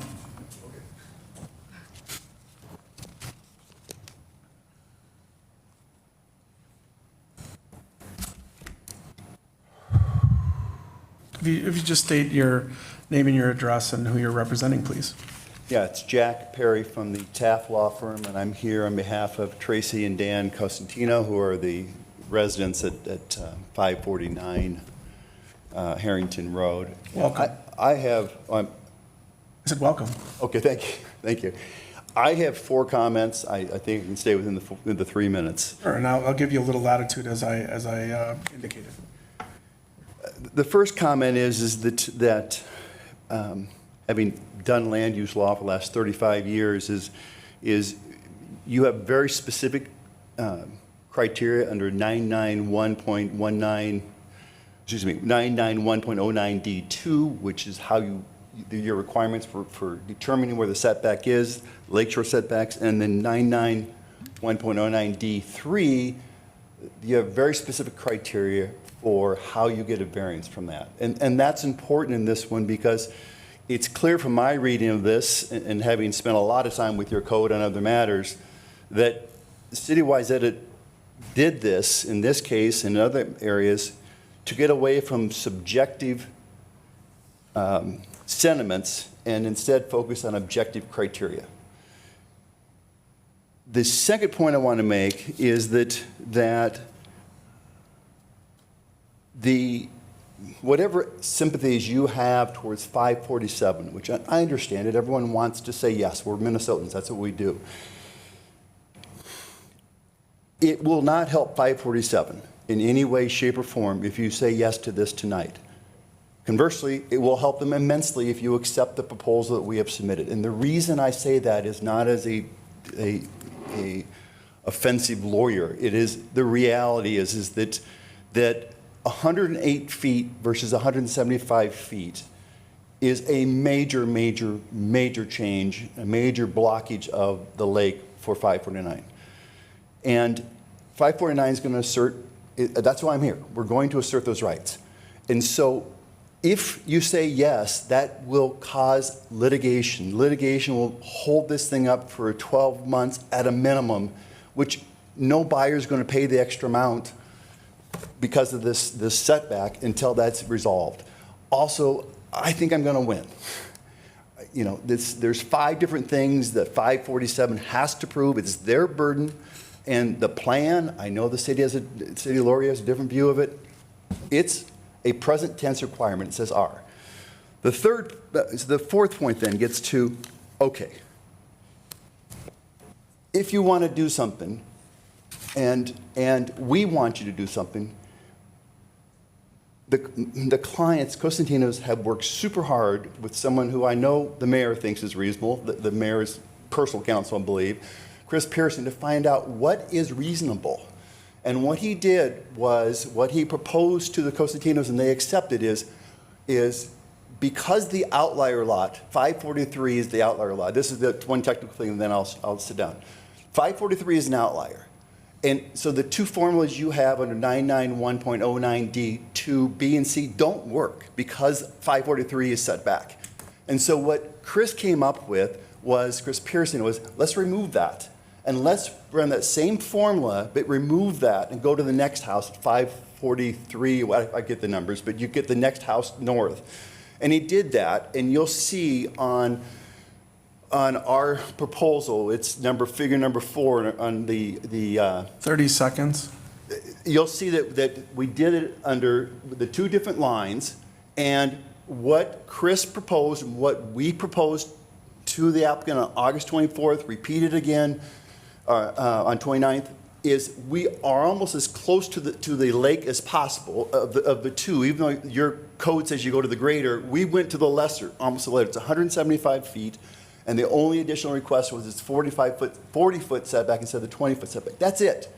That is what we proposed. We sent a certified letter last week. I did, to get them to talk to us so we can figure this out.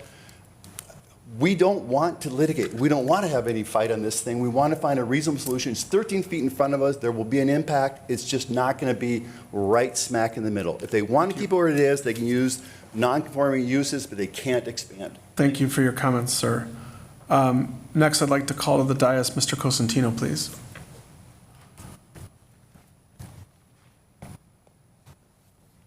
Welcome, sir. Thank you. Good evening, Mayor and City Council members. My name is Dan Cosentino. My wife Tracy and I live at 549 Harrington Road, the property adjacent 547.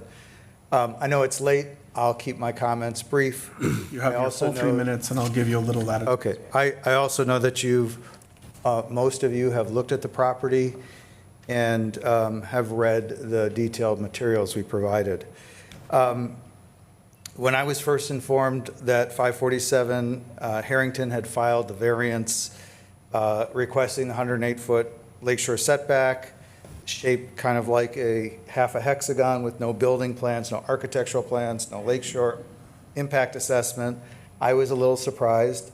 So I did contact one of the most reputable individuals that I know in Wayzata, Chris Pearson, and I asked Chris to come out and walk the property and give us his unbiased opinion of the validity of the variance proposal. His recommendation was to hire Mohegan Hansen.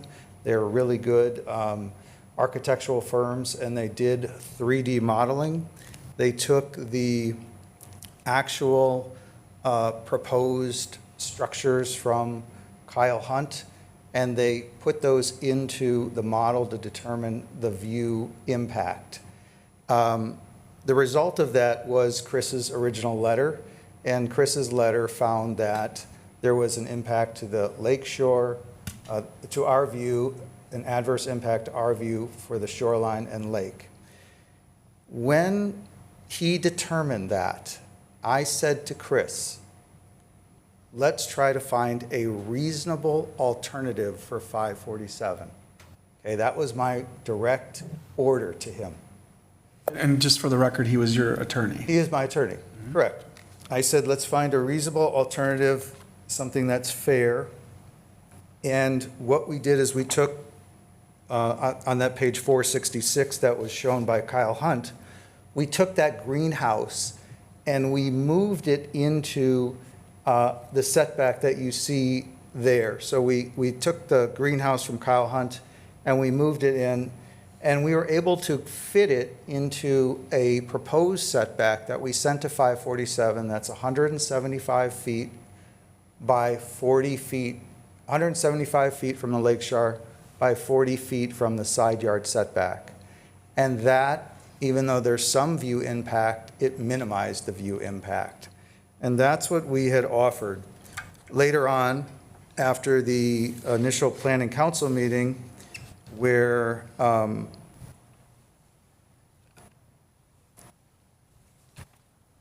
we did not have the planning council members come over and visit our property and look from our property out, I decided to hire Jack. And what we did is we then took some of the trees down between 549 and 547 so we could see if their building envelope is expanded, what would that look like? That's also in your package, and that's part of the letter that you see on September 22nd. I don't know what page that is. I think it would be helpful if that was brought up on the screen, just so the council could make sure that they see it and understand it. Sure, we will take that into consideration during our deliberation. Thank you. So the two reputable firms that I hired both came up with an independent assessment that our views are adversely impacted from various locations, inside the home, outside the home. So in summary, what I'm asking for here tonight, I'm asking you to look carefully at the data that we presented, at the 3D models that we presented, at the letters from the two groups that we hired, because they both unanimously reach the same exact conclusion. And so that's why I'm here asking for the denial of the 547 variance. I'm also wanting to make sure that gets into this record is the offer that we've made of 175 feet back, even though our home is 188 feet back. So we're offering a very generous variance proposal to 547. Sure. Thank you. Noted for the record. Thank you. Okay. Thanks for your consideration. Thank I you. appreciate it. So I'll bring it back to the council for deliberation. Before I do that, I just want to address, since my name was noted by Mr. Perry, just for the record, Mr. Cosentino hired an attorney by the name of Chris Pearson. Chris Pearson advised him to a certain degree, and then you chose a different attorney to go to the second half of the process. I also would like to note that Mr. Perry is a frequent person that we have the privilege of engaging with on a number of different matters currently and in the past, and I'll note that for the record. With that, I'll bring it back to the council for deliberations. And I would welcome someone to begin our process. Go ahead, Mr. Plekish. So I'd like to lead on this because I've given this one heck of a lot of thought. Let me get closer to my mic here. And if the audience would bear with me, I did a lot of note-taking and typing to get my thoughts complete on this. So if you bear with me, I'm just going to read it. After having met with the applicant and the neighbor who would be most impacted by the variance, having also walked both properties and in studying the packet in depth, not to mention listening to what was presented tonight, the following questions come to mind. What does the code require, i.e. what is the letter of the law? What was the intent of the code? Is the variance request reasonable? Is the variance requested due to circumstances not created by the owner? What impact would this variance have on the neighborhood, and particularly the neighbors immediately on either side? And lastly, is there any economic interest an aspect of this request? I'd like to reiterate something I've said many times in the past, which is that I greatly value the work of the Planning Commission for most everything that comes before the council. However, I spent a lot of time pondering this situation and found myself disagreeing with the Planning Commission to a degree on a few points. As I reviewed their deliberations, I felt that like some of the commissioners were making a case to vote against the variance when in the end they voted for it, which seemed a bit perplexing. Let me start by stating that there are indeed some practical difficulties associated with this property. The fact that the residence to the north was built so far back creates a setback requirement that is skewed and untenable in my opinion. I think everyone agrees on that. Ordinances like this just can't address every situation, which is why we have variances. As it is, an appropriately sized house would be unbuildable within the constraints delineated and begs for a variance. Applying the setback code as written would be unreasonable. Accordingly, I find that the variance request is reasonable, unique to the property, and was due to circumstances not created by the landowner. The question then becomes, what impact would granting this variance have on the immediate neighbors and the neighborhood in general? Also, what, if any, precedent would be set for future such requests if we were to grant the variance tonight? I believe the intent of the Lakeshore Setback Zoning Code was to provide optimum placement of homes along the lakeshore and safeguard homeowners' views of the lake, which is not only a real blessing to lakeshore homeowners, but a treasure to be protected by the city. Codes have been established to preserve that treasure by minimizing visual obstructions from structures on adjacent properties. That can be quite tricky considering that shoreland outlines can wrap around in odd ways, and it's why variance requests are inevitable. It seems clear to me that the intent of the setback ordinance is to even out the placement of homes along the shoreline. Someone can certainly choose to build a home further back on a lakeshore lot, but when a home begins to impinge on views from adjacent lots, we need to be very careful in granting variances. One item in the Shoreland Overlay District's lakeshore setback standards states that a setback shall not adversely impact the views of the shoreline or lake for adjacent neighboring principal structures. Having walked the properties, it is my assessment that the views from the adjacent residence to the south at 549 Harrington would indeed be adversely impacted if a home were to be built within the suggested buildable area. Of course, the location of the existing house at 547 impedes the view even more. But what we have to consider is the impact of what is almost certainly going to be a new home on that property and how it would comply with code. However, we don't have an established plan to consider, just concepts. Another item in the standard states, in part, if a variance were approved, that it would not set a precedent which is contrary to the intent of the zoning ordinance. In this case, I feel that it would. Unless I'm mistaken, variances such as this are usually, perhaps even exclusively, although not required, done in conjunction with actual plans, whereas what is being requested tonight is to grant a variance in a vacuum. That would be precedent setting and a not so insignificant consideration.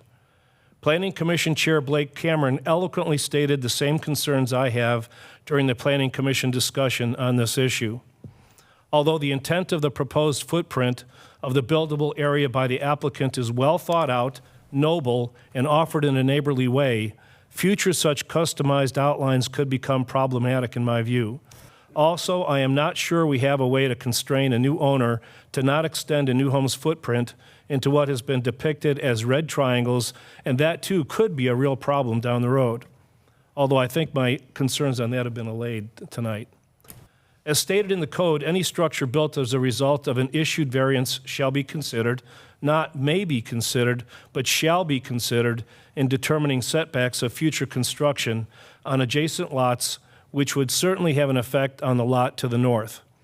Yet another code provision states that a variance shall only be permitted when it is in harmony with the general purpose and intent of the zoning ordinance. As I stated moments ago, I don't feel this variance, as laid out, is in harmony with the intent of the zoning ordinance, even as thoughtful and reasonable as it may seem. Lastly, I do believe there is a material economic aspect of this variance request which should be addressed. The value of this property and its attractiveness to a future owner is clearly impacted by the dimensions of a buildable area which will be determined by this variance. I understand why the applicant would want a variance in order to improve or even maximize the value of the property for a potential buyer, as the proposed variance certainly would, but that cannot be considered in granting the variance. Our decision tonight could have a many decades-long impact, so I think we have to be careful here. We can debate home placements, sightlines, and various setback options, but tonight our decision is to either approve the variance as requested or deny it. I do believe a setback variance is needed, just not this one. The letter of the law on a setback requirement for this property is draconian, but the requested variance goes too far, I think. Approving the variance will cause consternation with some, while denying it will cause consternation among others. However, I feel a better compromise solution can be found with some dialogue between the applicant and his neighbor to the south, since it is clear that both parties want to see the property developed, and likely could not be without the setback dictated by the current code. I am certain a more reasonable setback line can be agreed upon without unrealistically constraining an architect or builder. The bottom line is that for all the reasons stated, I will be voting to deny the variance tonight, but with the optimistic expectation that another, more acceptable variance request will come before. I would encourage my fellow council members to follow me. Thank you, Mr. Plekish. Who would like to wade into the waters next? I'd love to go next if I may. Councilmember Plekish, thank you for that great explanation. I have similar feelings to you, so I'm going to let you kind of handle all that technicality, because I agreed with so much that I don't feel that I need to restate all of that. But one thing that I think keeps being left out of the conversation at the Planning Commission level, and maybe even at this level, which is we're not even considering preservation. And our comp plan does value a diverse housing stock and neighborhood charm. And I reflected back on residential variances that I have voted in favor of it, and it's my memory, but it's 5 years. Most of those have been about preserving older homes. Maybe it's an addition, but the idea is to preserve the whole. And I think preservation is getting a little bit lost in this conversation. If someone wants to live in a house in that buildable area, I would see it and say, great news. There's one right there available to you. I just don't think that should be lost, that maybe someone would appreciate a beautiful 100-year-old, well-built home to not be just thrown away. But with that said, I know your neighborhood, and I know the majority of people do choose to tear these homes down. I do believe, just like my colleague, Councilmember Plekish, that a variance is a reasonable request with that sort of setback house to the north. But what's being asked, I don't think is reasonable. I see it as sort of like we know we're gonna need a variance. How could anyone disagree that a variance is needed? So let's just shoot for the moon, per se. And I believe there is a better way to find a compromise or find a more reasonable variance request. I have no doubts that the topography could be managed, especially in 160 feet across. That's a lot of space. And just looking at the drone photos, or videos, pardon me, I think you're going to be looking at significant tree removal either way. If you build in the buildable area that's allowed by code, you're going to lose a lot of trees, but there's a lot of trees around that existing home. And so I don't see that this is in any sort of way to preserve trees. Like I said, I think preservation's kind of being tossed out the window, and that's everyone's right, but I would love for it to be a little bit more considered. And lastly, I do believe that the proposed variance would adversely impact the views of the shoreline. So with all of that said, I will not be voting to support this variance request. Thank you, Ms. McDonald. Who would like to go next? Mr. Mayor, I would go next. If Please, that's Mr. okay. Sorensen. Well, it's kind of interesting when we're hearing arguments. You say very good arguments on both sides saying, hey, we're just trying to be reasonable, right? I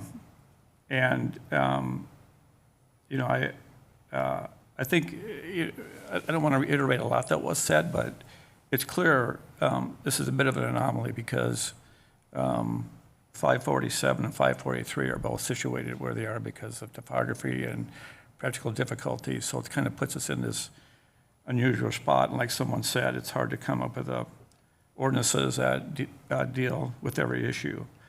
You know, there's been a lot of issues raised, including like a 60-day issue, and we don't have complete plans, and the shoreline setback hasn't been resolved that we can approve something subject to. So I think the real issue comes down to trying to balance the shoreline overlay district requirements with the practical difficulties of pushing this property back off the lake and the challenges you have with trees and the topography. So what, what's a reasonable thing there? And like Mr. Perry suggested, I think you have to go right to the standards. I'm not going to go through all of them. I'm going to mention a lot of them. First one on the shoreline district setback variance is at least 75 feet off the lake, which this is. The next one, which I think is the predominant issue here, is the setback shall not adversely affect or adversely impact views of the shoreline or lake or adjacent neighboring principal structures. So I've been up there 4 times, twice before no shrubbery was removed and twice after. I think it was helpful. The Plan Commission did not have the benefit of seeing this without. Sure, that was their choice, though. I mean, just as a side note. So, adverse being, I think someone gave us the definition of adverse. But when you pull this house to the 108-foot level and you're in the house at 549, yeah, you may be able to see if you crank your head around and look kind of parallel to the house between the outside column and the house, you probably can see a little bit of the house. To me, it was reasonable to me to think that's not adverse. It's not significant. But yeah, you have to acknowledge if you really try, you can see some of the house. So I struggle with that one a bit. The other part of this issue is impacting views of the shoreline or lake.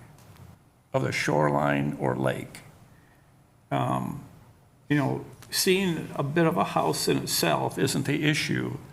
I think when I looked at it, and this hasn't been talked about much, but when you look at, and maybe city manager, could you pull up one with the topos? This shows it somewhat. Actually, the video showed it the best. And even the last submittal from Taft had a view without the house there. But on the north side of this lot along the shoreline, those are significant trees. They're mature, a lot of them are tall pines. And I was out there looking at this. If you push 547 back, and you're from the 549 house looking that direction, you certainly don't see the shoreline, and you don't even see the lake. So even though the house, might infringe somewhat on the view, if the house wasn't there, you still don't see the shoreline or lake. So I'm not sure, in this case, that the proposals being made by the applicant I think it passes the test, actually. The other significant issue, though, is really, and it shows it here pretty well, but pushing this house back, what we haven't talked about much, we talk about buildable area per setbacks, but on the north side with that steep ravine, that ravine is not buildable for a home. It's just not. I mean, you can build maybe on top of the driveway and then go south. And yeah, this shows it the best. So if you push his house back, it's not reasonable to think you can build a house practically over that ravine on the north side where the topos are close together. And Molly was trying to get at, what dimension do we have here? But if you take that out and then run that line to the setback line on the south side, just cutting through some numbers, you're 120 feet, maybe 140 at the most. Can you build a house in that? Yeah, but not the type of house that, it would be challenging, I think. So to the point of the standard pertaining to, is there a setback based on a specific need?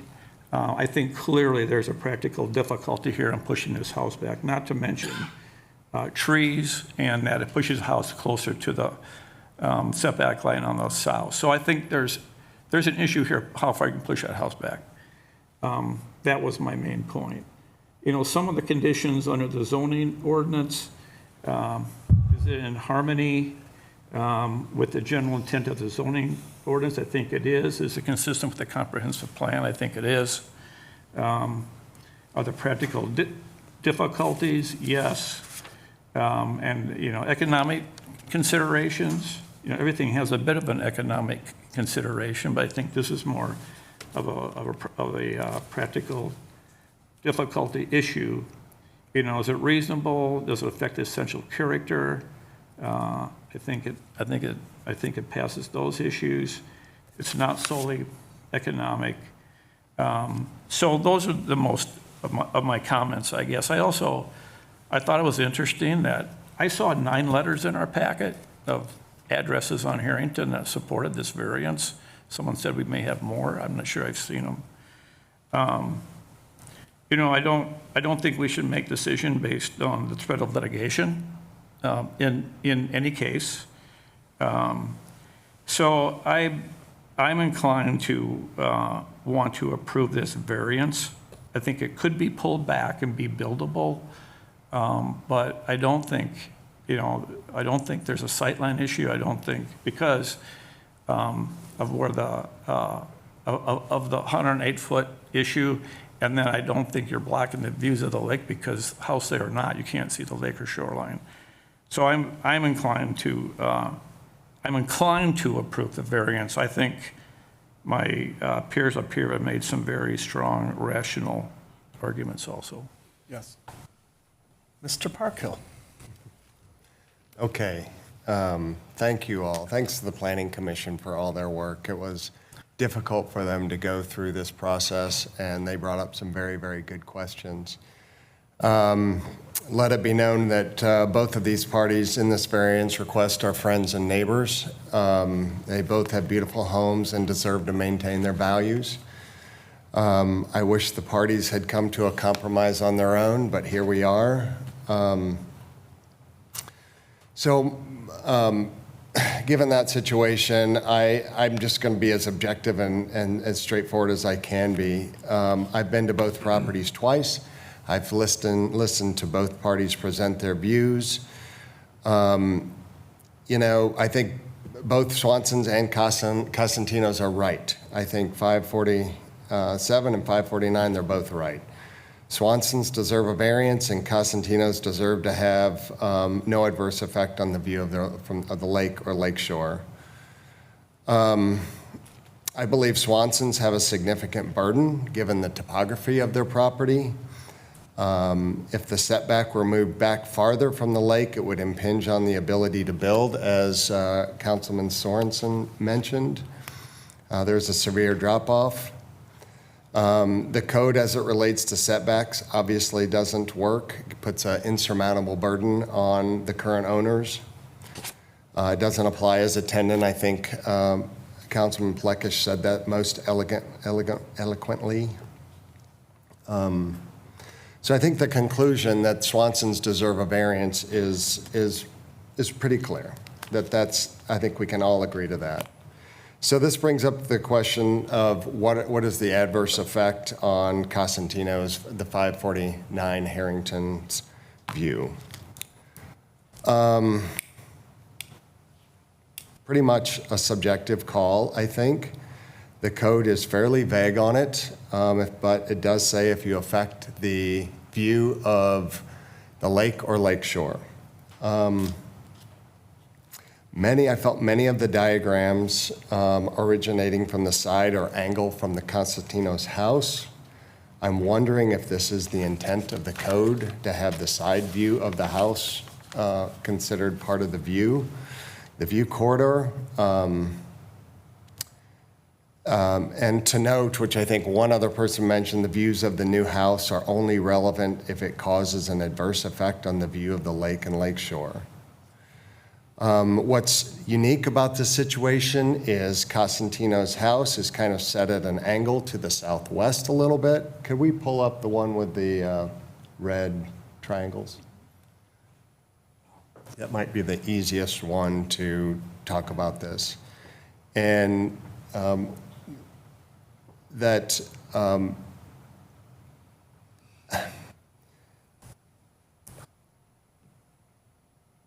if you can, well, actually not. You have to look at one of the other ones that shows both houses. Sorry, I lost my train of thought. Yeah. Okay. So because of the lay of the land, Cosentino's house is a little bit more southwest than this land is facing, which is facing a little bit northeast because of that point there. We kind of determined that the setback, I want to say that the Swanson's approach to maximizing the neighbor's view with a U-shaped setback is, I think, creative and considerate. Let's see. I stood at both properties several times and envisioned the viewscapes. There may be minor and inconvenient and distant view obstructions of the lake, but not something that I believe to have a significant adverse effect on the incredible lake views that 549 Harrington already has. So I'm inclined to be in favor of this variance. I'm worried that the lot does not become buildable. I believe that the setbacks maybe are going to be too draconian. I believe there is a practical difficulty here. We have one neighbor that's to the north that is completely supportive of this. We have another neighbor who's vehemently opposed. It's a difficult situation. And as I said before, I really wish they had come together and worked this out on their own, but sometimes that doesn't work out. So I'm inclined to support this variance because I think it's reasonable and I think there are difficulties that are going to be insurmountable if we have to move back. And I don't think we can sit here and negotiate that setback here tonight. That has to be done outside of here. So those are my thoughts. Thank you, Mr. Parkhill. If you could go back, planner, to the slide that lays out the reasoning for approving or denying a variance. So where it just, yeah, right here. So I first have a question for our city attorney that kind of draws into the line of question or statements that you made, Mr. Parkhill. We don't have the authority to, come up with a different lot line and rule on it, right? I mean, that's not within our purview, correct? That's correct, Mayor. So what that would require is the parties to, try to work it out and then come back, and certainly there's no requirement for them to do that. It's at their discretion. So, this, boy, the 17 years I've been doing this, these are sticky wickets for a lot of reasons.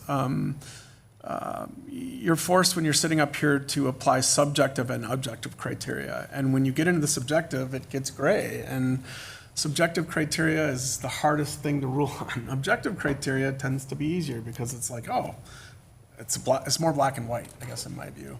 I guess I'd go back to page 383 of our packet, which outlines the findings of fact that the Planning Commission came up on a 4-1 vote, supporting this variance. So I'm just going to paraphrase, but the setback is greater than 75 feet from the ordinary high water mark on the property. The setback will not adversely impact views of the shoreline or the lake. It doesn't say grass or, whatever. It talks about the shoreline and the lake, right? The adjacent neighboring principal structures as noted below. The reduction of the setback requirements associated with the shoreline setback variances based on a specific need and circumstances was unique to the property in the shape and orientation of the lot at a bend in the shoreline. Pause there for a second. Go back to the schematic that Mr. Parkhill had, looking at the shoreline, right? So where you had the green box showing, okay, so I don't know. I look at this and I see a bend, right? It clearly has a bend in it. That is a consideration that we need to take into account. Also, then, if you can move back to the schematic that shows the lines, the trees, the slope. So the submission and approval of a shoreline impact as required and set forth in section 991.19 of the zoning ordinance shall be a condition of approval. So if this was to move forward, they're recommending, and I would support, having that shoreline impact plan to run with the land. So then the conditions of this would then have to be met. Go back to the slide that lays out, the rationale, right? So the rationale that we have to consider, all right? So is the proposed consistent with the comp plan? I believe it is. Is the variance reasonable? I believe it is. Is the plight of the landowner due to circumstances unique to the property? Yes. And not created by the landowner? Yes. Would the variance alter the essential character of the locality? Economic considerations alone shall not constitute a practical difficulty. So where you get into subjective is, the viewscape of the shoreline and the lake, and then, the essential character of the locality, right? Those are subjective criteria, which are hard to figure out. Last, economic considerations alone shall not constitute a practical difficulty. That goes both ways. It cannot be solely considered to approve it. We can't say that financial harm is the sole consideration to not approve it, right? Because that's not within our purview. It's a guideline. So I'm leaning on approving this variance for all the reasons I've stated. Litigation, unfortunately, it's part of the due course of business in Wayzata recently, which is really sad in a lot of ways. I don't judge anyone who pursues their rights. I'm a very pro-property rights individual. That doesn't mean I'm pro-development. It means I'm pro-property rights, and the stakes are high on both sides. If wherever we go tonight, both parties are going to walk out of here, could be disappointed, right? So, I'm leaning in support of this. And so I guess where we go now is it's sort of hard for me to read one vote. Can I make one more comment Oh, before? absolutely. No, When you're for sure. ready? Yeah, no, for sure. When So, you're so finished. absolutely, we can have further comments. I'm very open to that. It's not like I get the last word by any means. So I'm having some difficulty reading. Obviously, we're going to have to go through a process of, for or against and see if it prevails. But I still welcome additional comments. Ms. McDonald. Thank you, Mayor. I appreciate your comments about subjective and objective, and I agree that is a difficult part of this role. But I would like to make two comments on the idea of something being reasonable, and I think that's somewhat subjective as well. And I watched the Planning Commission really grapple with that question. Is this reasonable? And I think there was even,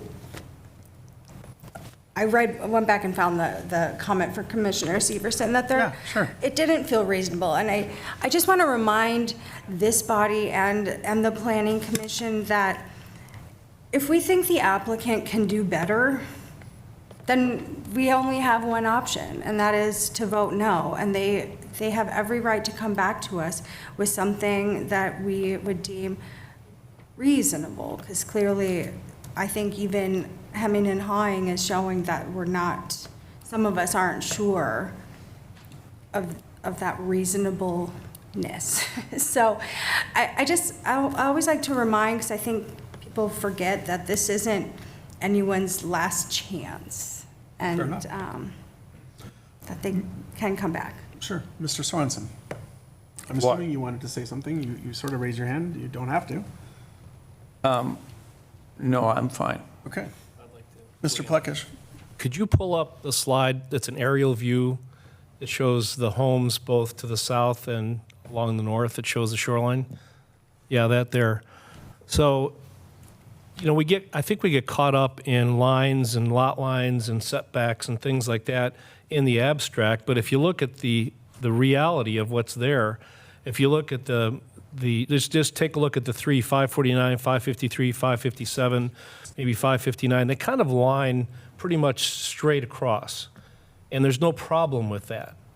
If you look at 547, you've suddenly made a turn along the shoreline, and it's kind of a different line.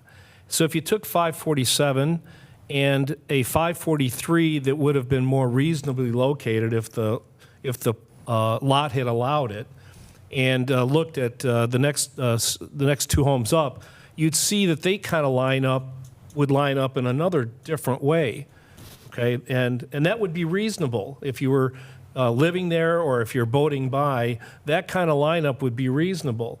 So if you look at 547, and essentially what they're proposing is where that house is right now, you can see that it really doesn't line up very well.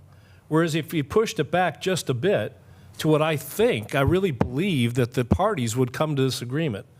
They would sit down, I am sure they would sit down and say, yeah, that actually makes sense. And push it back a little bit further, and you'd have a neighborhood that was more aligned evenly. And that, I think, is the point of the ordinance in the first place. I truly believe if we denied this, it's not an end, it's the beginning of a dialogue which will come back to us in short order with both parties saying, that's a pretty good plan. I'm convinced of that. So for those that you're tending toward but not quite sure, Ken, I would argue in your direction. Thank you. Thank you, Mr. Pluckish. I'll just offer one other comment from my perspective on this slide, and it sort of echoes some comments that Councilmember Sorensen made. If you look to the rear of the property, there's this little thin line, which I think is a retaining wall or a slope. And so I guess this is a question to staff and also to the city attorney. Okay, trees are an implication, but also if you push it back and you can't put on the pad, you have to put significant fill in. And I'm quite certain that fill would be more than 2 feet, which is the standard that we would have to require an additional, I don't know what you call it, Mr. City Attorney, consideration. Mayor, yeah, I think. And we're talking hypothetical because it's not even before us to move it back. Right. Just to answer your question, I think City Council's approval is required when the grade changes by more than what, Mike? An average 2 feet over the entirety of the lot. Yeah, so if the changes required, that an additional approval would be needed, but that's pretty speculative as to whether. No, for sure, and we're all being a little speculative here on hypotheticals that are not even before us. So I don't think it's, I think your argument is very sound, and I do. I think the argument on the other side of it is equally sound, and it comes down to a judgment call to the best of our ability to make a judgment call and a finding of facts. Meaning up or down with a finding of facts to support up or down. And, that's our job, and I know we'll do it tonight. So with that, I'd offer any other comments before I yes.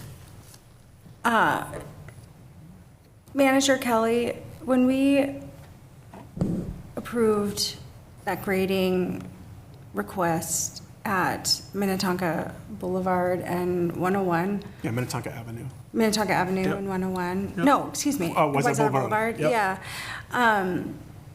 Do you recall how many feet that was? I was amazed Well, as it's a someone lot. It who was a lot, walks though. by that every day that you could fill in that kind of, which really opened my eyes to what can be done. My recollection, Councilmember McDonald, Mayor, Council, one lot was approximately 5 or 6 feet and one was 8 or 9 feet. Smaller lots in comparison to these, but average over the lot was approximately 6 on one and we'll say 8 or 9 on the other. Yeah, and just to clarify my point, I'm not saying it's not possible. I'm Right. saying it's an additional consideration, as is cutting down trees, which we have a fairly restrictive tree ordinance. And so, again, they're all hypotheticals, because what is before us tonight Right. is what the variance shows, not the hypothetical. And I understand your point, Mr. think Pluck. it- You're saying if we deny it, it likely will come back. I don't know if it will or I it think it won't. just nods to the reasonableness. That's why I'm not a builder. I'm not an engineer. I don't go out to these properties and try to judge. That's a thing that I feel more comfortable with than going to people's homes as a woman, to be honest. So I don't go out to people's homes. So let's just keep the audience comments, please. So go ahead. Yeah, I'm sorry, I wanted to cut off the audience. I appreciate that. So I just think none of us are professionals, or maybe one of us has been one, but Yeah, to me, that, fair enough. Mr. Sorensen. Well, that's a steep enough hill. I don't think it's a, fill that's going to get you is a reasonable solution. I am a builder and an engineer, and I think building over there, it's not feasible, and that's part of the rationale of pushing this back. I think, creates a lot situation that that would be problematic to someone buying this lot. I mean, there's arguments on all sides here, and there's good arguments on all sides. And I would like to even think, no matter where we came down on this, there might be some rationale for the parties to get together, because if we approve this, I think it'll work fine. And if we approve this and that line got a little farther back, I think it'd still work fine. But I'm kind of just going by the conditions and the standards and the criteria we're given and trying to apply it. And, I'm inclined to vote to approve this, so. Okay. So I think we've had a very good deliberation on all sides of this issue. Where we need to go now is, someone needs to make a motion approving or denying. And I would respectfully request that they do their best to articulate the findings of fact that support that rationale one way or the other. And then we can then vote on that. And I'm going to force a roll call vote either way. And we go from there. Not without filling out a card. Yeah, well, you kind of missed your chance in the process. There was a chance to fill out a card earlier. More or less, it is too late this time, sir. So I respectfully, want to follow our process, and we have due process, and, I'm trying to follow it. So I would bring it back, Mr. City Attorney. Yeah, Mr. Mayor, just a few thoughts on process. So I appreciate your comments about findings of fact that support your decision. That's super important. This is teed up right now with findings in the Planning Commission report that support approval of the variance.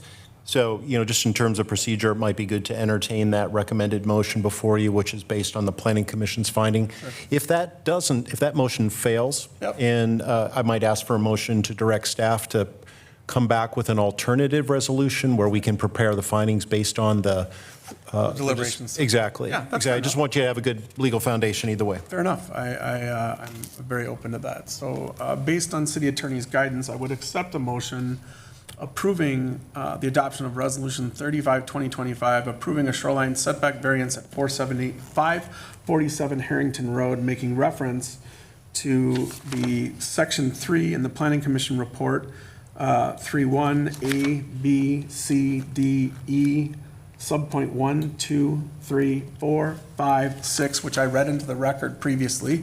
If you'd like me to read those findings of fact into the record again, I'm happy to.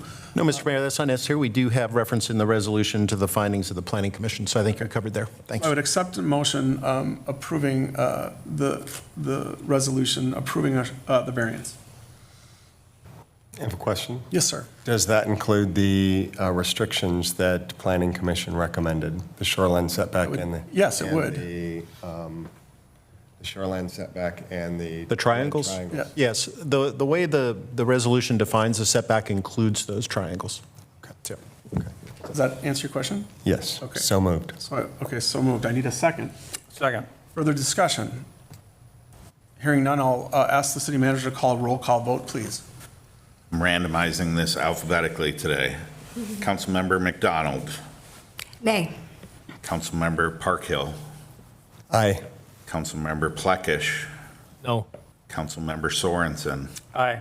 Mayor Mullen. Aye. That motion prevails. So we've been here since 4:30 this afternoon. We have another meaty issue. I'm going to request a 2 to 3 minute one function break to return. And then, Jeff, I'll ask you to come back so I can talk about that matter, and then you're going to recuse yourself. Okay. So I would adjourn the meeting for 2 to 3 minutes. If you're going to have conversations, please have it in the hallway, not in this room. Please respect that. Yeah, so sorry. Thank you, Mr. Plekish. We will recess for 2 to 3 minutes for a one function break. Thank you, sir.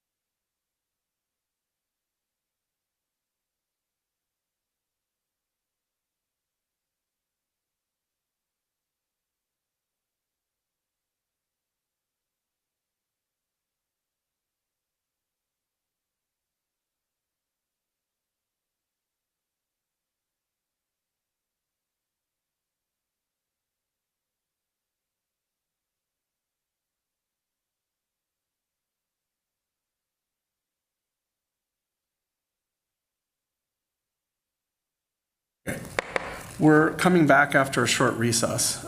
Next on our agenda is item E, considering the appointment of a new member to fill the vacancy expiring December 31st, 2026 for Mr. Parkhill. Due to our charter, I'm going to ask Mr. Parkhill to recuse himself from these conversations. You're welcome to sit in the chamber, but not at the dais for this next item. I'm going to do my best to tee this up and then allow both city manager and city attorney to offer any additional guidance based on where we're at. So Mr. Parkhill is vacating his seat. He noticed his resignation some time ago. We met in a workshop earlier this year to determine what process we would proceed with to appoint someone to assume the remainder of Mr. Parkhill's term. The consensus reached at that workshop was we were going to open up the process, notice it, and allow for all eligible applicants to put forward their name to be considered. There was a notice period, it went out. We received 5 applications, which I know, Mike, you'll go through, but I just want to step forward to kind of how we're going to go through this tonight. Once we get a presentation from the city manager and any further comments from city attorney, the process we're going to use tonight is a ballot system, which means we will first offer any commentary that anyone would like to make based on reviewing the applications and the interviews that were conducted earlier this evening. So we received 5 applications with very detailed specifics to our specification of what was in those applications. We interviewed formally 4 out of the 5 candidates this evening. And then now we're bringing it back for formal action this evening. Each person will receive a ballot with all 5 names on it. The council person's name is at the top of the ballot. And those will be provided to our city manager and will be read with the council member's indication without specifying who voted. The reason for that is this is a decision that is about personnel, et cetera. But I will note that these ballots are in the public record. They will be noted with everyone's preference for each round of voting if it requires more than 1 round. That is available to the public at any time and can be requested via our city clerk. With that said, again, we're going to have a presentation from city manager, any comments from our city attorney. Then we will move it back to the dais for a discernment process where we can make comments about candidates if we wish to. We're not forced to. And then we'll move to the ballot process that I just outlined. Mr. City Manager. Thank you, Mr. Mayor and Council. Mr. Mayor has covered most of the things that we had in our presentation. I'm going to just cover them very briefly to make sure we all understand how we're moving forward. Councilmember Parkhill did submit his intent to resign on August 4th, effective following this meeting this evening. His term is set to expire at the end of 2026. Our charter lays out a process on the replacement, as Mr. Mayor had explained. The council chose to move forward with an open application process. You followed through with that application process tonight with interviews at our workshop of 5 candidates. Those 5 candidates included Adam Elg, Bonnie Schwalbe, Dr. Charles Yancey, Dan Cook, and Claudio Hofstetter were the 5 applicants. We interviewed 4 of them. Mr. Hofstetter, unfortunately, is out of town. Next slide, please. As Mr. Mayor has already suggested and has done to start this process, Councilmember Parkhill has recused himself from the vote via the requirements of our charter. We're going to move forward with those balloted votes. If a 2-2 tie occurs after 3 rounds of voting, the mayor has the final determination per our charter. Again, this term will begin as soon as some training on October 7th and swearing in, and will expire on December 31st of 2026. Just for reference, the appointee is not obligated to run for office as we move forward. We will move forward to votes. We will ask for, once those votes are and a consensus is determined, last slide, we will ask for a motion to appoint said consensus. Okay, Mr. City Attorney, any further commentary? Yeah, if I. Oh, sorry. Yeah, one more thing. Oh, I thought you were done. I thought of it as just at last second. As Mr. Mayor mentioned, you have ballots in front of you. We have enough ballots in front of you, should there need to be multiple votes. I will ask that you, when called, make your vote, pass them to our city attorney, who will pass them to me, and I will read them. Okay. Any questions of staff or city attorney at this time? Okay, so I'll bring it back to the council for discernment process. You aren't required to say anything. Again, we reviewed 5 applications. We had 4 interviews. Everyone can offer commentary if they wish to. You can remain silent if you wish to. I'm going to just say a couple things. One, I'm grateful that we had 5 citizens step forward. All of them had tremendous qualities and attributes that made them both eligible and worthy of serving. If your name does not get called tonight, I would strongly encourage you to continue to be involved in our process. There will be appointments at your end for several positions, Planning Commission, HRA, other places that you can serve. And all of us have served on multiple boards over the years and here on council. With that, again, I'll give an opportunity to anyone else to make any comments before we move to a voting ballot process. I'll make a comment. Yeah, go ahead, Ms. McDonald. I enjoyed listening and reading applications from the applicants and chatting with them briefly this afternoon or early evening. I just wanted to tell this group up here that I am weighing heavily on the person who best understands what the role is, and that, in my opinion, is to represent the residents of Wayzata. So I'm looking at experience, but I'm also looking at applicants who really emphasized listening. Thank you, Ms. McDonald. Any other comments? Okay, so basically we'll give you time to write down, fold your piece of paper, pass it to the right, and then the city attorney will take those.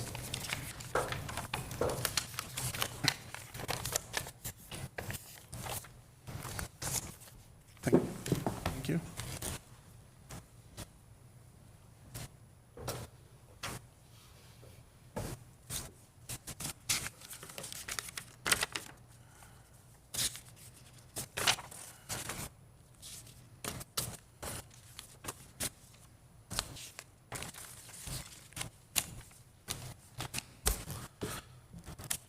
Mr. Mayor and Council, we have a consensus for Dan Cook with 3 votes and Dr. Charles Yancey with 1 vote. Thank you. So with that, I would accept a motion to appoint Dan Cook to fill the council vacancy expiring December 31st, 2026. Who would like to make that motion? I would make that motion, Mr. Mayor. Thank you. Could I have a second? Thank you. Any further discussion? All in favor say aye. Aye. Those opposed? Hearing none. So Mr. Cook is now appointed to begin his term, again, returning to the council, October 7th, if everything falls into place. With that, I would invite Mr. Parkhill to return to the dais as we conclude our meeting with city manager's report and discussion items. We'll just give 1 second here, Mike, for him to get back up here.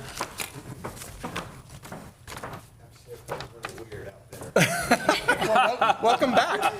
Welcome back. Welcome back. Welcome back. Okay. So the next item is on the city manager's report. Before you do that, Mike, I have a couple items that I want to talk about, and then I'll let you comment on those if they're not already included in your city manager report. One thing that was communicated in our city newsletter this week, and it was relayed actually from County Commissioner Edelson at the county. As we noted tonight, our preliminary levy was set at 7.5%, which accounts for 19% of every tax dollar. 39% of every tax dollar collected in Wayzata relates to the county. Their preliminary levy was, 34% of your bill. I misstated that. Their preliminary levy was 7.79%. The remaining portion is made up of the school district at 39%, which has a preliminary levy of 4%, with an anticipated referendum coming, though, on top of that. So it's a little bit misleading that it's 4%, but a likely referendum next year. And then the other tax authorities are 8%. The other key factor in determining your property tax is the value of your home, which determines your pro rata share in tax burden. Wayzata experienced the highest residential property value increase in our district. Residential property values in District 6 by city, Wayzata was at 14.3%, Minnetonka Beach 12.8%, Greenland at 12%, Deep Haven at 8.3%, and the other cities in the county district increased at 4% or less, with Hopkins, Mound, Tonka Bay, and Woodland remaining flat. This increase in Wayzata is happening while the commercial values on the eastern side of the county are dropping off precipitously, pushing the pro rata burden our way. So why am I bringing this up? One, for disclosure, but second, I was not aware of this, and Commissioner Edelson encouraged us to promote this. So with regard to this, there's a tax credit that may apply to you. Minnesota Special Property Tax Refund, often called the targeting refund, is available for homeowners whose property taxes increased by more than 12% and by at least $100 compared to the previous year. Many in Wayzata will likely be eligible in Pay 26. So the details of the refund, it equals 60% of the tax increased above the 12% threshold, and the maximum refund is $1,000 per household. Here was the thing that I didn't understand. For this particular tax credit, income is not a factor. Any homeowner that meets the criteria I outlined can apply for that refund. So homeowners can apply using Form M1PR, which stands for Property Tax Refund, which is available through the Minnesota Department of Revenue. Applications for payable 26 are typically due by August 15th, 2026. Residents can apply by filing online or by mail. I'm not going to state the URL. We can put it in the record, and it is in the city newsletter. So just wanted to make that statement because I think it's going to be really important. And the thing that, the last comment I'll make is the 34% of your bill on average is going to increase your taxes by 22%. So again, these two levers are, when I say for the 34% of your bill, so the two levers are valuation and absolute dollars spent. And on average, that will be a 22% bump for your county portion of your bill. So I'm just trying to be transparent. That's it. The two questions that I had, Mr. City Attorney, relate to the Clapbridge Park project that I hope you can include in your remarks. Some of us here pressed you on the fire suppression overage and pressing our contractors to recoup the dollars associated with that error. And then second, we have an ongoing stream of feedback from folks on Park Street with regard to landscaping. And, the landscaping, I don't know if it's fully complete, it's close to fully complete. And I just wanted to relay some of the concerns that the arborvitae that were added in the change order, some, I'm not saying all, don't find that arborvitae to be sufficient to screen, and they would prefer a larger tree as is further to the west. I'm just relaying that feedback. With that, I will be quiet and I will let you do your report. Thank you, Mr. Mayor. I'll start by responding to your two questions regarding the fire suppression and the landscaping. Fire suppression, we have begun the process in concert with our city attorney's office in preparing a letter and reviewing the contracts we have with the architect that prepared the drawings for the warming house. We intend to send that letter out shortly. The reason I say it hasn't been sent out yet, we're still evaluating as the building is under construction whether or not there are any other items that may need to be included in the letter so that we're covering all of our bases. That being said, I will let you know that we received this morning some change orders regarding the warming house, primarily related to the foundation as they were preparing the ground for the foundation of the new walls. Poor soil conditions So they're looking to enhance those soil conditions. I haven't evaluated the dollar amounts yet. I will say that time is of the essence. I would like direction, if that's at all possible, to move forward with the work that needs to happen as we evaluate not only the costs, but the funding sources for those. So want to make you aware that there are some changes. I need to understand the magnitude and whether or not some may be included back with this letter that you stated regarding fire suppression. Okay. Secondly, regarding landscaping, the majority of the spaded trees that council had authorized as part of our option 2, landscaping at the top of the hill to assist with the screening that was lost with the dead spruces, that landscaping is complete. As the mayor had mentioned, not everyone is completely pleased with it. They are newer plantings. They will grow over time. I know that that's an expectation, not only from the council, but from some of our residents, and it's tough to see them initially planted. I do believe that there are some gaps that we could address, not only the mayor, but Parks and Environment Planner Keyser have also commented to the residents along Park Street that as we feel that that is more complete, we will evaluate it and consider some additional landscaping to try to address some of those pockets that still may have opportunities for closure. Is that enough to answer those questions? Okay. I only have 3 quick things. I not only want to remind the council, but remind the public that this Friday we will be having interviews of 3 city manager recruitment firms that will be held by our city council to determine the firm that will best represent the city of Wayzata in searching for a permanent city manager replacement. The goal following those interviews would be to narrow it down to 1 or 2 for discussion at likely the October 7th council meeting and a consideration of a selection.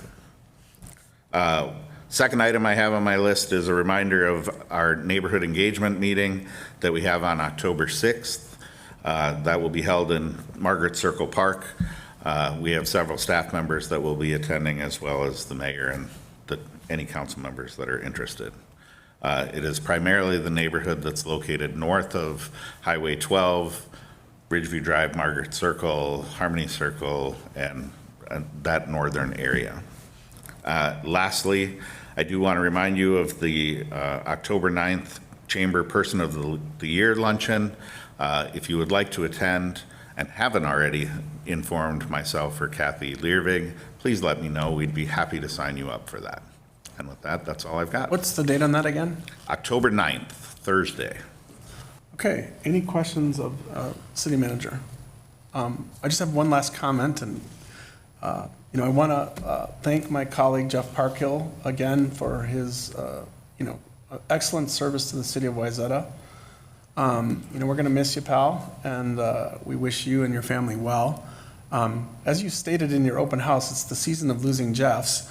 As Mike, city manager, stated, we will be selecting a firm. We will encourage internal and external candidates to apply for the permanent position. We anticipate that formally to be posted, sometime after or near to the October 7th next council meeting, where we'll select a recruitment firm and begin that process.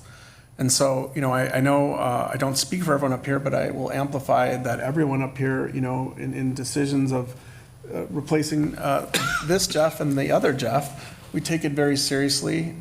We will look to try to bring in the best city manager, whether it be an internal candidate or external candidate, to be our next city manager. And with that, I guess we can go home. And I would accept, first of all, are there anybody on Teams for the public commentary? Okay. There is not. So I would next accept a motion to adjourn tonight's meeting. Maybe Mr. Parkhill, you deserve that one. No, we can't adjourn. Are you going to filibuster? Yeah. Filibuster. I'm going to start reading Charles Dickens or something. All right. No, I would like to make that motion, Mayor. Thank you, sir. Can I have a second? I'll second. Thank you, Mr. Plekish. Any further discussion? All in favor, say aye. Aye. The meeting's adjourned.